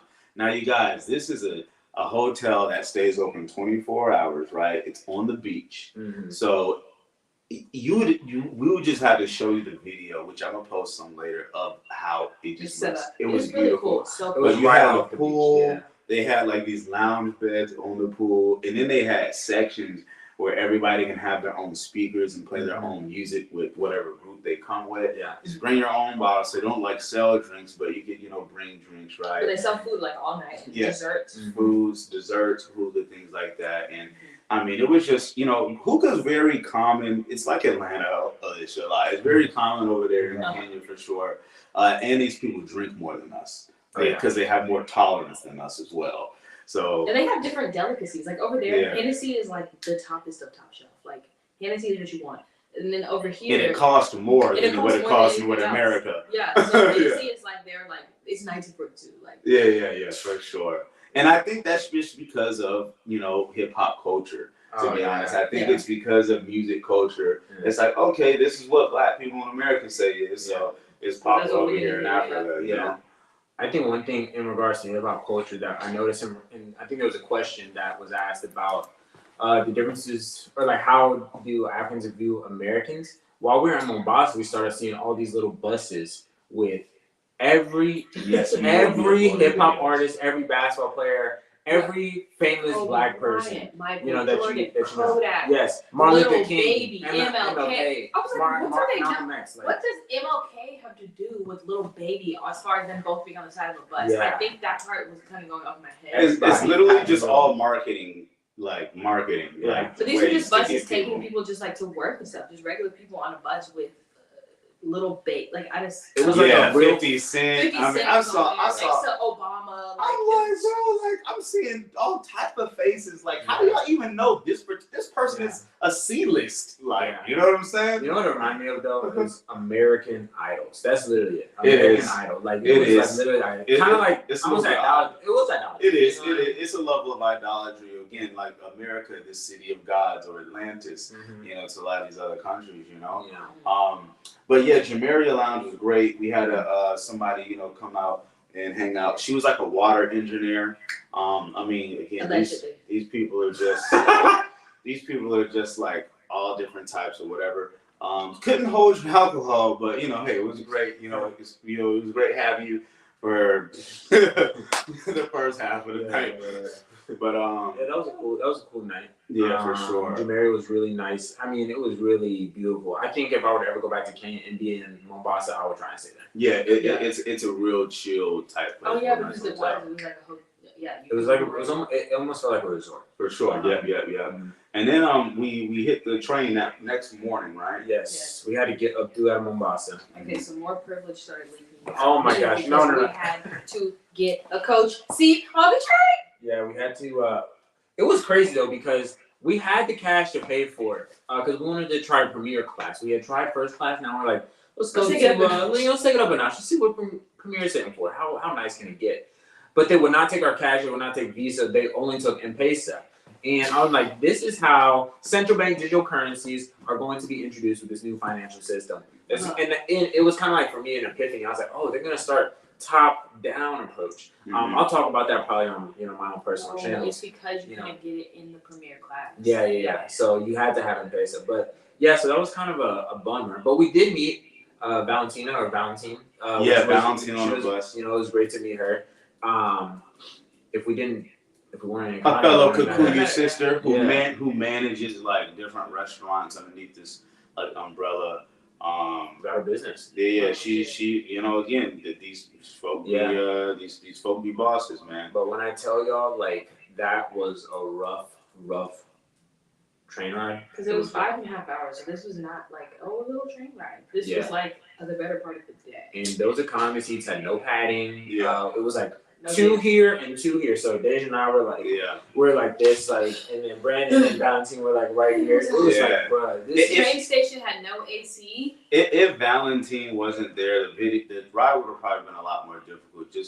She just provided a lot of conversation, good talk.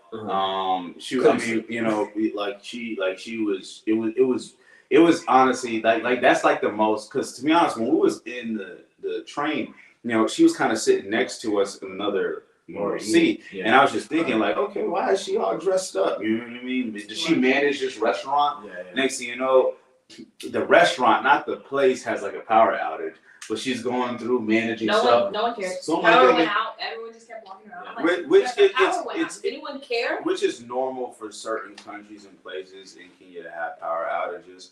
But yeah, she was managing stuff, and next thing you know, she's seated next to us on the train. She's a fellow Kikuyu sister, another boss. Here's an answer to a question different between Americans and African Americans, and let me tread lightly on this. Thank you. Kenyan African women are bosses, but they do hold a lot more of their femininity still. Like, just because of the culture, like, they do still have a lot of submissive qualities. They do still expect a man to be the provider, take care of them. They will, are still prone to, bear children and run the house. Where, American women be bosses, but there is a lot more masculine energy that does come with, American women, here, just because a lot of the kind of, I feel, European concepts we adhere to. But so there is a difference as far as like the temperament in women. They're bosses, they do their thing still, but they still have their way of femininity, you know what I mean? How they move. And Kikuyu women specifically they all walk around with tiaras on their heads, to be honest. Some of the other women in different tribes are very similar, but it's every time somebody finds out, like Stefan, I was out with Kikuyu, they'll be like, "Oh, you're very business oriented. Kikuyus never fail, Like, the Kikuyu people are held in a certain regard, and there's a certain respect, I guess, because they are the dominant tribe in Kenya and are responsible for a lot of things there. So, but that's one of the differences I would say between American, and Africans. So, got a question. What's up? Did anyone have any information about the Middle Passage there? Middle Passage. This is slavery. I don't think we talked. I don't think we talked about it. They didn't learn about it. That was they the one didn't thing. know about it. We learned that from, I don't know who it was, but one of the things is that they are really not taught about the transatlantic slave trade there. I think that's one of the reasons I was realizing that there's a huge disconnect between Negro Americans and those in Africa and continental Africans, continental Negroes. And I wouldn't even say it's anything agenda based. I just think they're just focused on their country, their particular history, their tribes. Yeah. So it's kind of like, to be honest, it's kind of like a thing of kind of forgetting maybe. And the thing is, East Africa experienced a lot less colonialism. Right. It was more so West Africa. There was slave trades that did go throughout East Africa, but it was a lot less. A lot of tribes in East Africa did not get pulled into slavery. Which is how personally I found out my particular tribe, because my dad's side, there was none of that. But on my mom's side, you do kind of find it. My dad's side, big families, positive men, things like that. On my mom's side, kind of your typical kind of broken home kind of things going on. So I can even see in my family the difference between African Americans who weren't in slavery and then African Americans who were in slavery. When I look at my parents' side, you just see it's a difference. Right. You know. Yeah. So we get back to Nairobi. Yeah, and we're outside again. Oh, Do we get to the hotel first, or we went to the hotel first, and then and this is where we meet John D. Oh, it's a visa. Yeah. Shalom. Good to see y'all, man. Good to see y'all. So yeah. Because it was evening. It was evening when we finally got back. Right. So John D, aka Cindy, was another. I can't remember all y'all tribes. Yeah, because every time, so we would meet somebody and they'd be like, oh, so what's your name? And then they were like, oh, it's James. And then Brandon's like, what's your real name? Yeah, I don't want the European name. And they all had a real name. I can pronounce. Every last one. Yeah. I can pronounce, like, you know what I'm saying? So I would force their African name out of them. But yeah, also it's like, how did they get? Because most of them, there are Black and there are African and everything. So like, why do they need English names? Who even is there can't speak their language? Oh, you know what? I really just think it is the level of colonialism still. It's, when they come across different people, different cultures, they know it's harder for them to pronounce their names. Mm-hmm. They know, like, a lot of people really don't have the respect to try to sound out people's names. Because we saw there were Indians. We know that there were Arabs. Like, who can't pronounce your name? To where I'll need white American English names. You also got to think about the colonization of Christianity. Yeah. Christian names was something that was still put on African tribes over time. Mm-hmm. So even though people are given African names at birth, they still take on a quote-unquote Christian or an American name, just because that kind of religious aspect was pushed on them. Mm-hmm. Which is why, again, you guys, it's important to know the Bible from its Hebrew concepts, some of the Hebrew language, to know what the original names of the people in the world were. But, that's another conversation, right? Check out episode 20. But Ibiza was great. It was probably the littest night. Yeah, the more nicer place. I do think as far as my experience was like, some places we went, they played more like R&B songs I was familiar with, so it made me want to dance and I was having fun. With Ibiza, they were like a lot more Afro beats, and that was the vibe for the night. So I found myself having a hard time like kind of getting with the vibe because I don't know Afro beats like that. But Brandon was lighting up the dance floor. Not really. I mean, look, I like to dance. Like, I mean, whether I'm in America or Africa, I mean, I used to be very shy, and I enjoy dancing. We did meet a young lady who told us that she was from Houston, and she was not. Yeah, like, she was not. Yeah, she was capping. Oh, and the one who sat in our section. Yeah, who sat in our section. And she tried to get me to pay for her hookah. Yeah, Johnny was like, "She's not from Houston." She tried to listen to me, yo. We got a couple comments. Chopin the artist. That's crazy because most Israelites are seeking to drop their Americanized names. Facts. Right? We have the opposite problem. And then Beloved.Vision said the European nations have unfortunately set the standard of ideology being the way of life. Yeah, you do kind of see some of that Eurocentric type of perspective. We were in Carentown. Carentown, yes, literally Carentown was I don't think it was one of the queens, but maybe she was like one of the governors in Kenya. And she had when she died, she gave away some of her land to servants, and that's where it's that villages that we didn't get to go to. Mombasa? No. Mombasa, Kenya. Mombasa, Kenya. It's in Carentown. It's an area. Karen was a white woman who came and she bought 6,000 acres in this town. She called it Carentown. And then I guess she developed it and it became one of the nicer areas because it was Carentown. And we were trying to tell the driver, like, we have a term called Karen. Karen. Don't be a Karen. And a Karen is a white woman indeed. Yes, we agree. That is a Karen. But our Karen, she does not have 6,000 acres. She just polices blacks for no reason. There you go. Yeah. Our Karens, they just walk around. They think they're in charge for nothing. At least your Karen owned something, was rich or something. Yeah, right. But yeah, man. So that was a great night, and then I guess the next day. That was our last day. Yeah, the next day's our last day. Last day, we was more of a chill day. I know. It rained. Yeah, it was the only day that actually rained. Oh yeah. But we did a lot more walking that day. We went to some of the shopping malls. Yeah. Got some souvenirs. I got a great African chessboard, some couple Oh yeah. bags and things like that. This Hakuna Matata shirt, I got which this shirt there too. just remember, you guys, whenever you're going out of country, everything's negotiable. Okay, if they are setting up a stand and selling stuff, never buy anything for the price that they give you. Yeah. You can always chop it down. Okay. I got some souvenirs there. Well, I think it was maybe at a before place. We had gone to Sky Mall twice. Yeah. But I had got these like a lion and then a couple other animals Mhm. for like 1,000 shilling, which I felt like it was a great price. And then when we got to the airport, I saw the same ones. I'm like, oh, so they mass produce these bad boys. But they were like 3,500. I was like, oh, okay, so I saved me some bread right there. Yeah, You for know? But sure. you gotta negotiate. Gotta negotiate. No, for I'm sure. gonna start doing that here in the United States. So if I come to your shop, just know I'm not paying whatever you said. I need 10% off. Yeah. No, I'm joking, But yeah, that was pretty much that day. Yeah, we just kind of like started winding down, like Mhm. sadly packing our items and realizing that the time has come. And mm-hmm. me and Elisha thought it would be important to get to the airport in a timely fashion. Yeah, I thought it was funny because as we were driving there, so that Friday was the start of Heroes Day. Oh, also another thing, a difference between Kenya and America.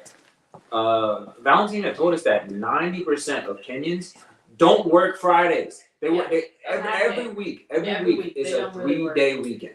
Yeah. I'm like, bruh. But they just like work half the day. It's just not pressed to work on Friday. Yeah. Yeah, they look, and honestly, if you're That's such a thinking, blessing. if you're talking about the Kenyan lifestyle, Mhm.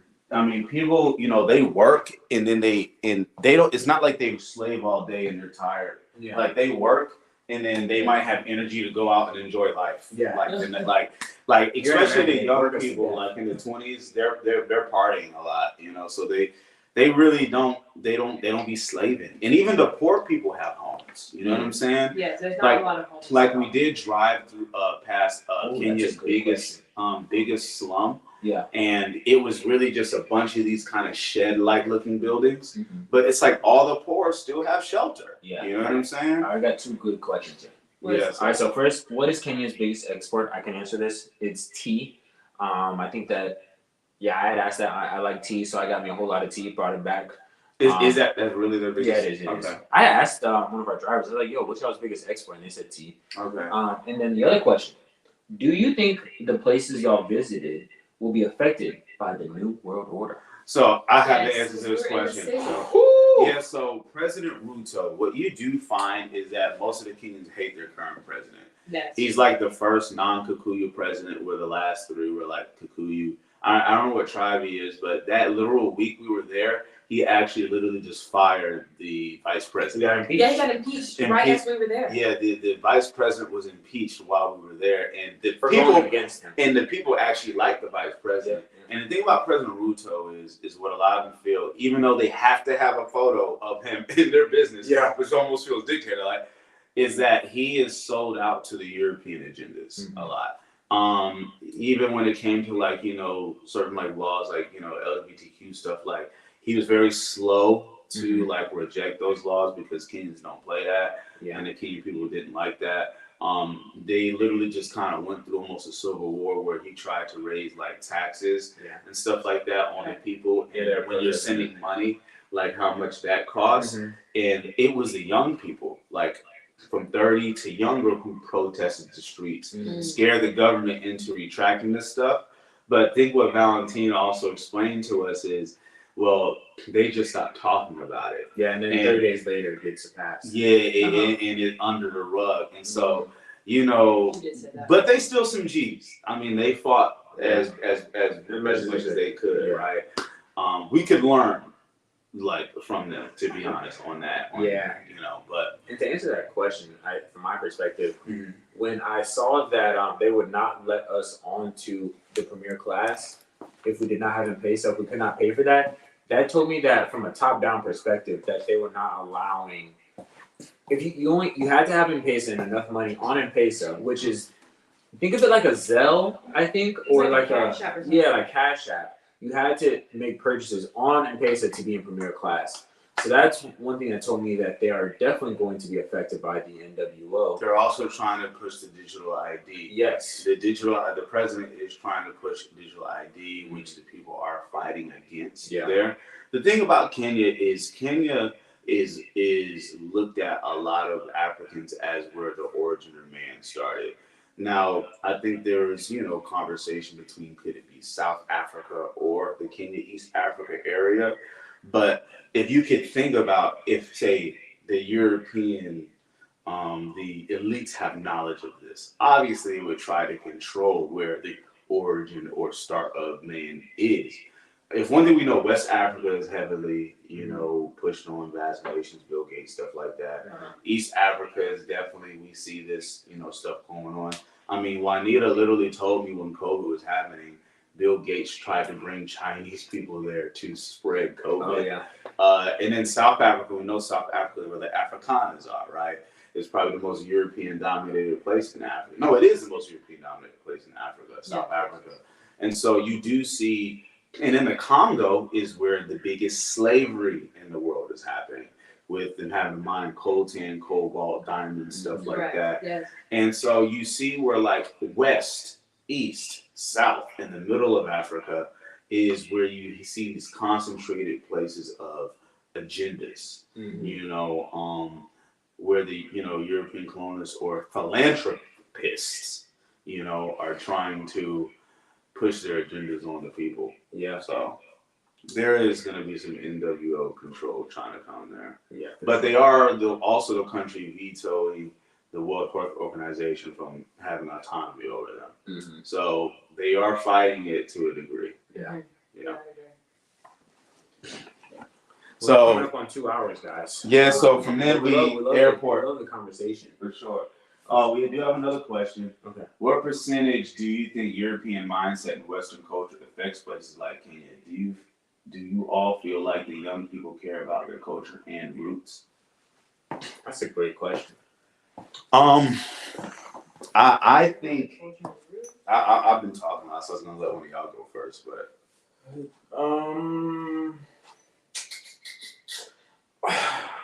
I think to answer the first part of the question, I think that it does affect a lot more than what you would think. Like their perspective in regards to being more Eurocentric. I think that's really just the effects of being on social media, seeing what life is like in other more developed nations, and kind of just I don't want to say wanting better for yourself, but wanting more of a Eurocentric standard of wealth, and also, unfortunately for like the women, things that I noticed is beauty as well. Like, it's all our wigs and weaves, and more than anything. yeah, more than anything, I'm like, love your hair. yeah, one thing about West Africa is that in the judge or courts, they'll wear like the wigs that presidents used to wear, like in the courts when they're like, oh my gosh, when you talk about whitewashing, like y'all are wearing the European wigs the presidents wore in your court, but that's in West Africa. I don't know about East Africa. Yeah. But yeah, one thing I would definitely say like one of the people I met, she's been asking me about health issues since I left my coach, and I'm having to try to convince her she don't need a BBL. Like she's literally talking about I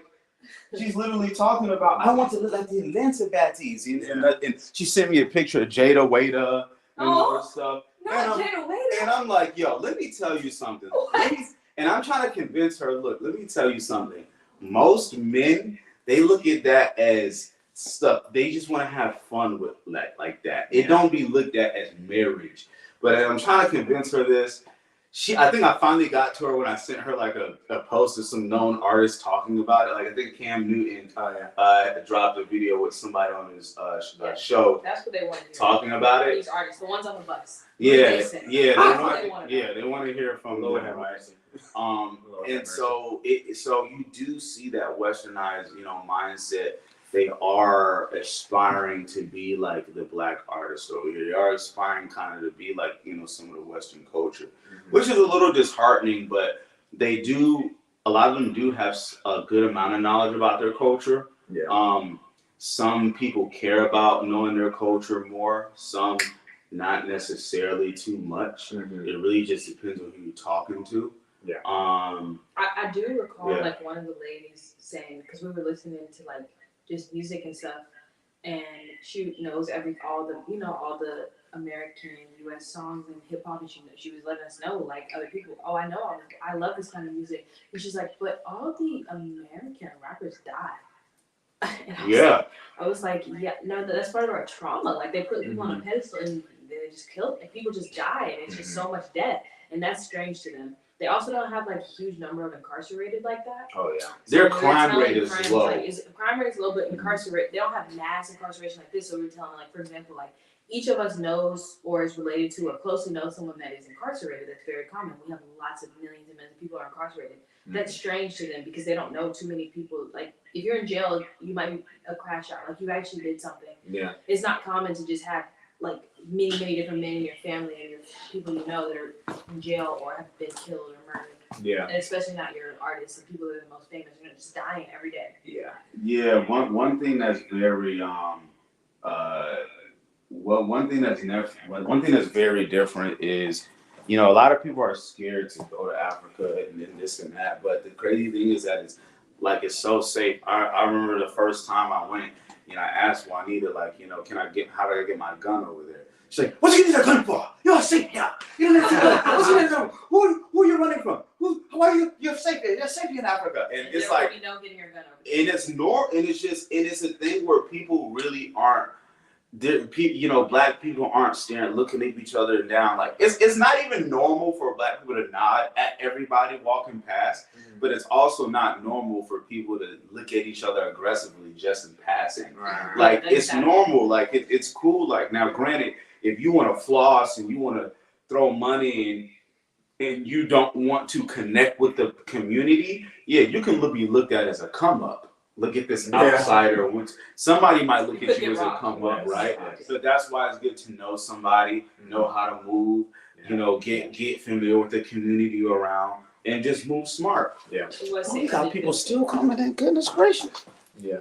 We got over 50 people in this. I also noticed that like a lot of people, a lot of places, everywhere you go, there is like security.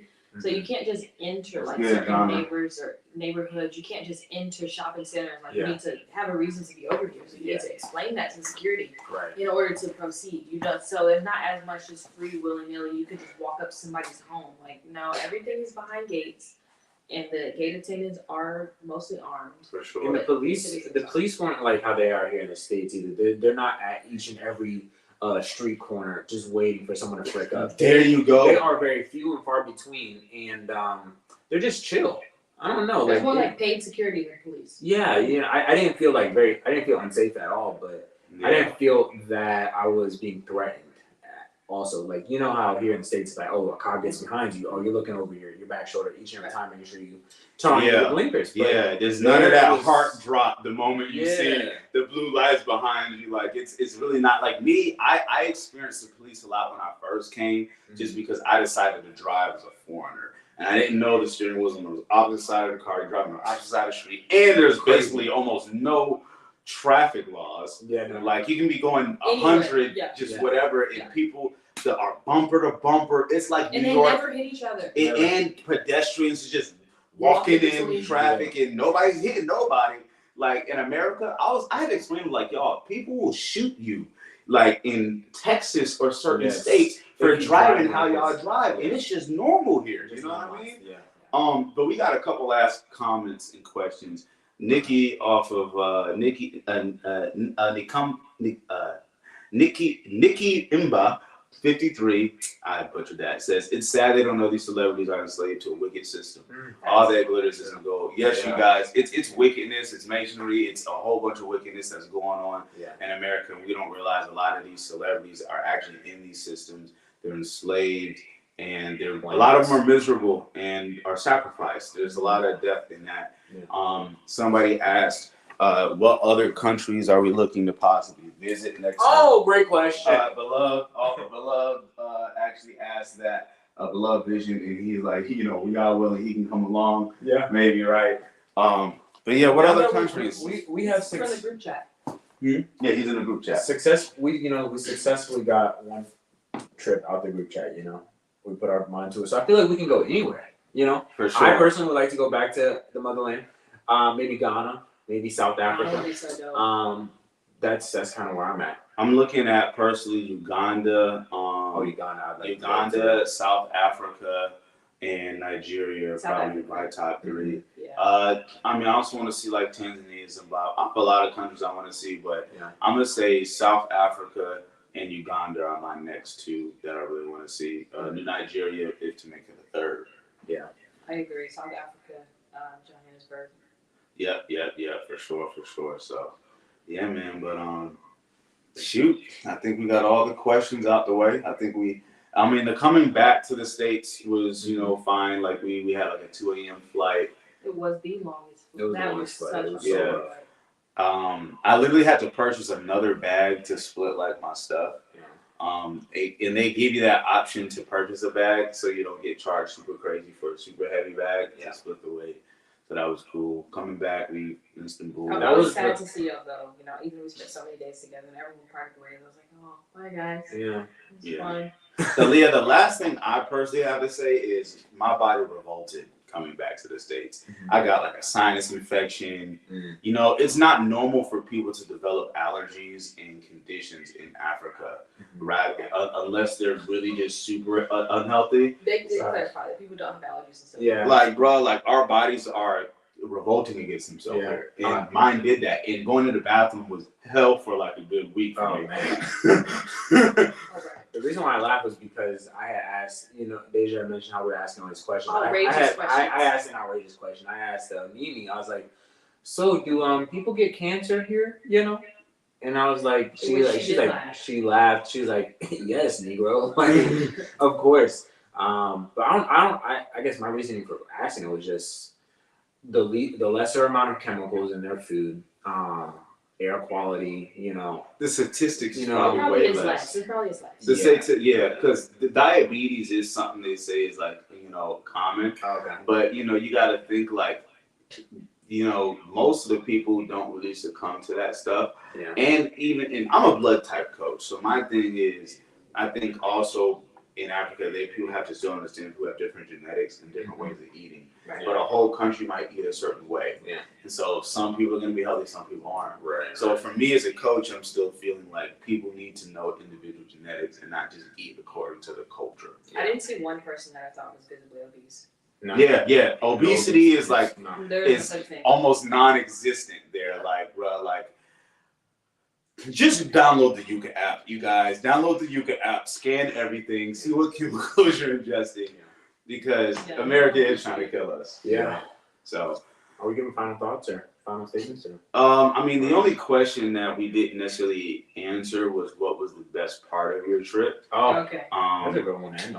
I feel like the beach, getting the hair treatment part. I think it was dope connecting with Kikuyu brother. Yeah. The The best part of my trip was, I kind of feel like afterwards, the best part of my trip was really, I didn't understand the magnitude of going back to the motherland and where my ancestors are from.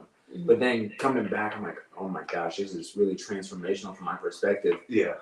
And really what the purpose of, what the Most High has for me in regards to what he wants me to do, it kind of became a lot more clear after coming back from Africa.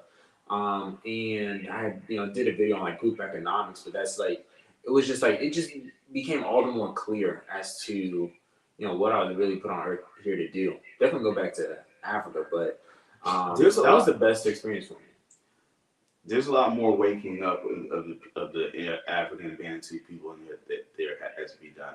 Oh, You yeah. see the movement Yes. in America growing. They have not heard of this stuff. There is a Hebrew community in Kenya that was trying to get me to get us to come see them, but they're like 3 hours outside of Nairobi. Mhm. So there are pockets and tribes that know they're Israel. Mm. They follow the Most High. They're not necessarily Christian, but they understand their roots and biblical roots and stuff like that.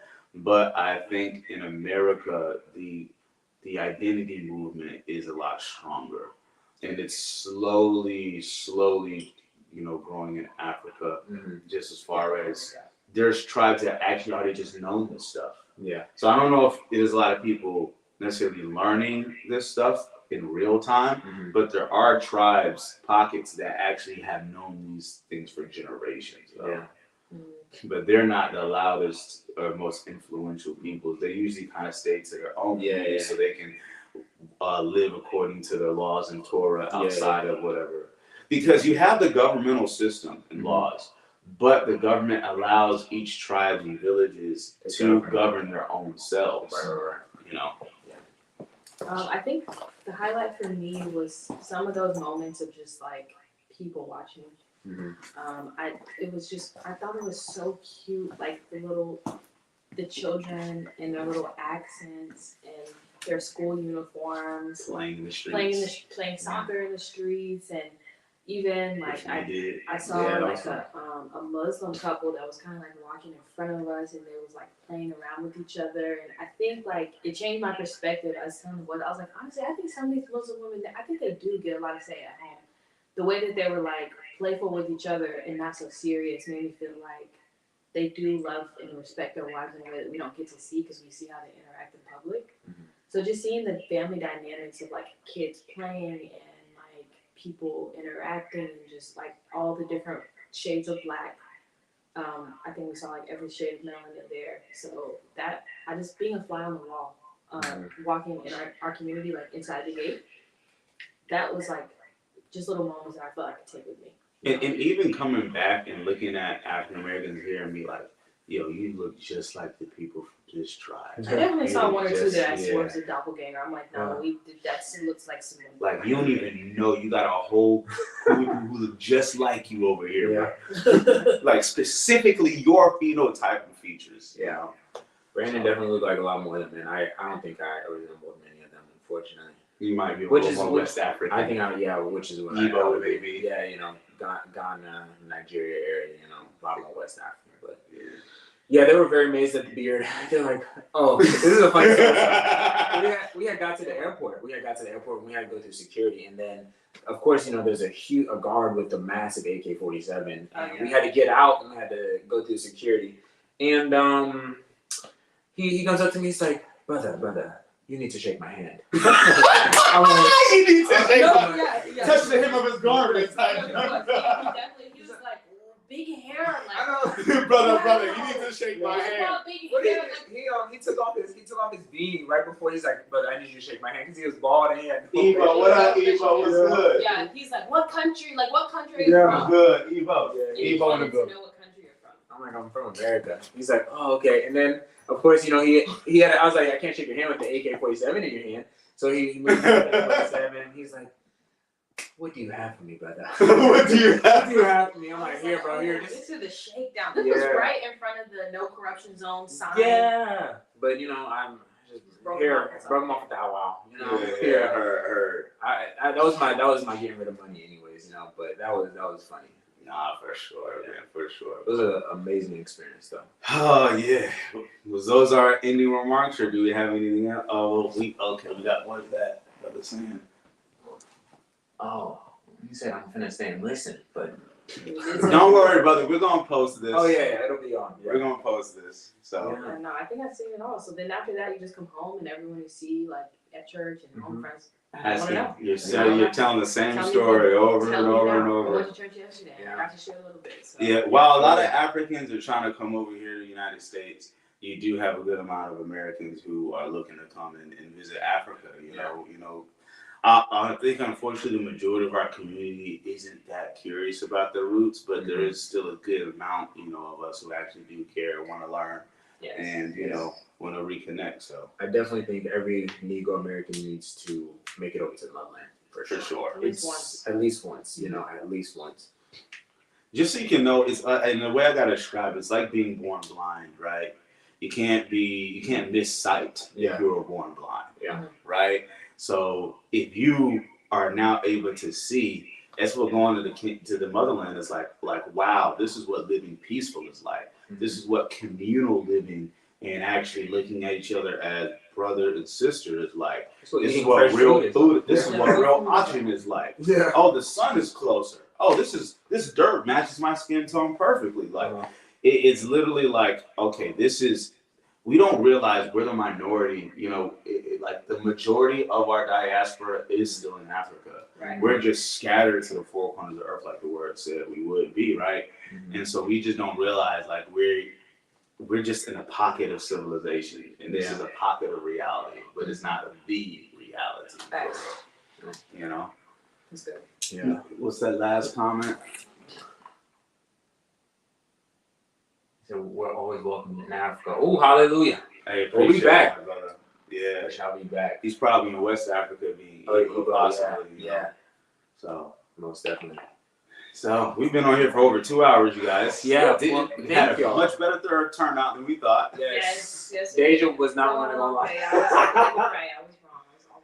But thank y'all for tuning in, showing love, and just asking so many questions. I think that really helped out the discussion.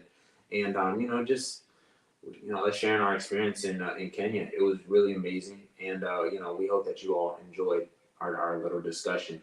No, for sure. Hey, and look, I mean, my personal, if any of y'all want to follow up questions, we're gonna post this so you can, add questions to the post that we do on this. Mm-hmm. I mean, if you want to, contact maybe each of us individually. I mean, or me personally, I don't mind talking about this stuff. Me neither. So yeah, we want to increase our engagement, with you guys, especially through the Kingdom Outcast page. Yes. So make sure you guys like, comment, share, subscribe to the YouTube channel if you haven't already. Much love. Yeah. Much love. Kingdom Outcast, spreading the way of the truth, or is it the truth of the way? The truth of The the truth way. of the way. Yes. All praise to the Most High.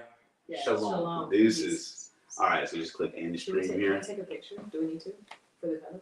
I guess. Screenshot. All right, cool. Just click end stream here. Yeah. All right, and Well, I'll do it here.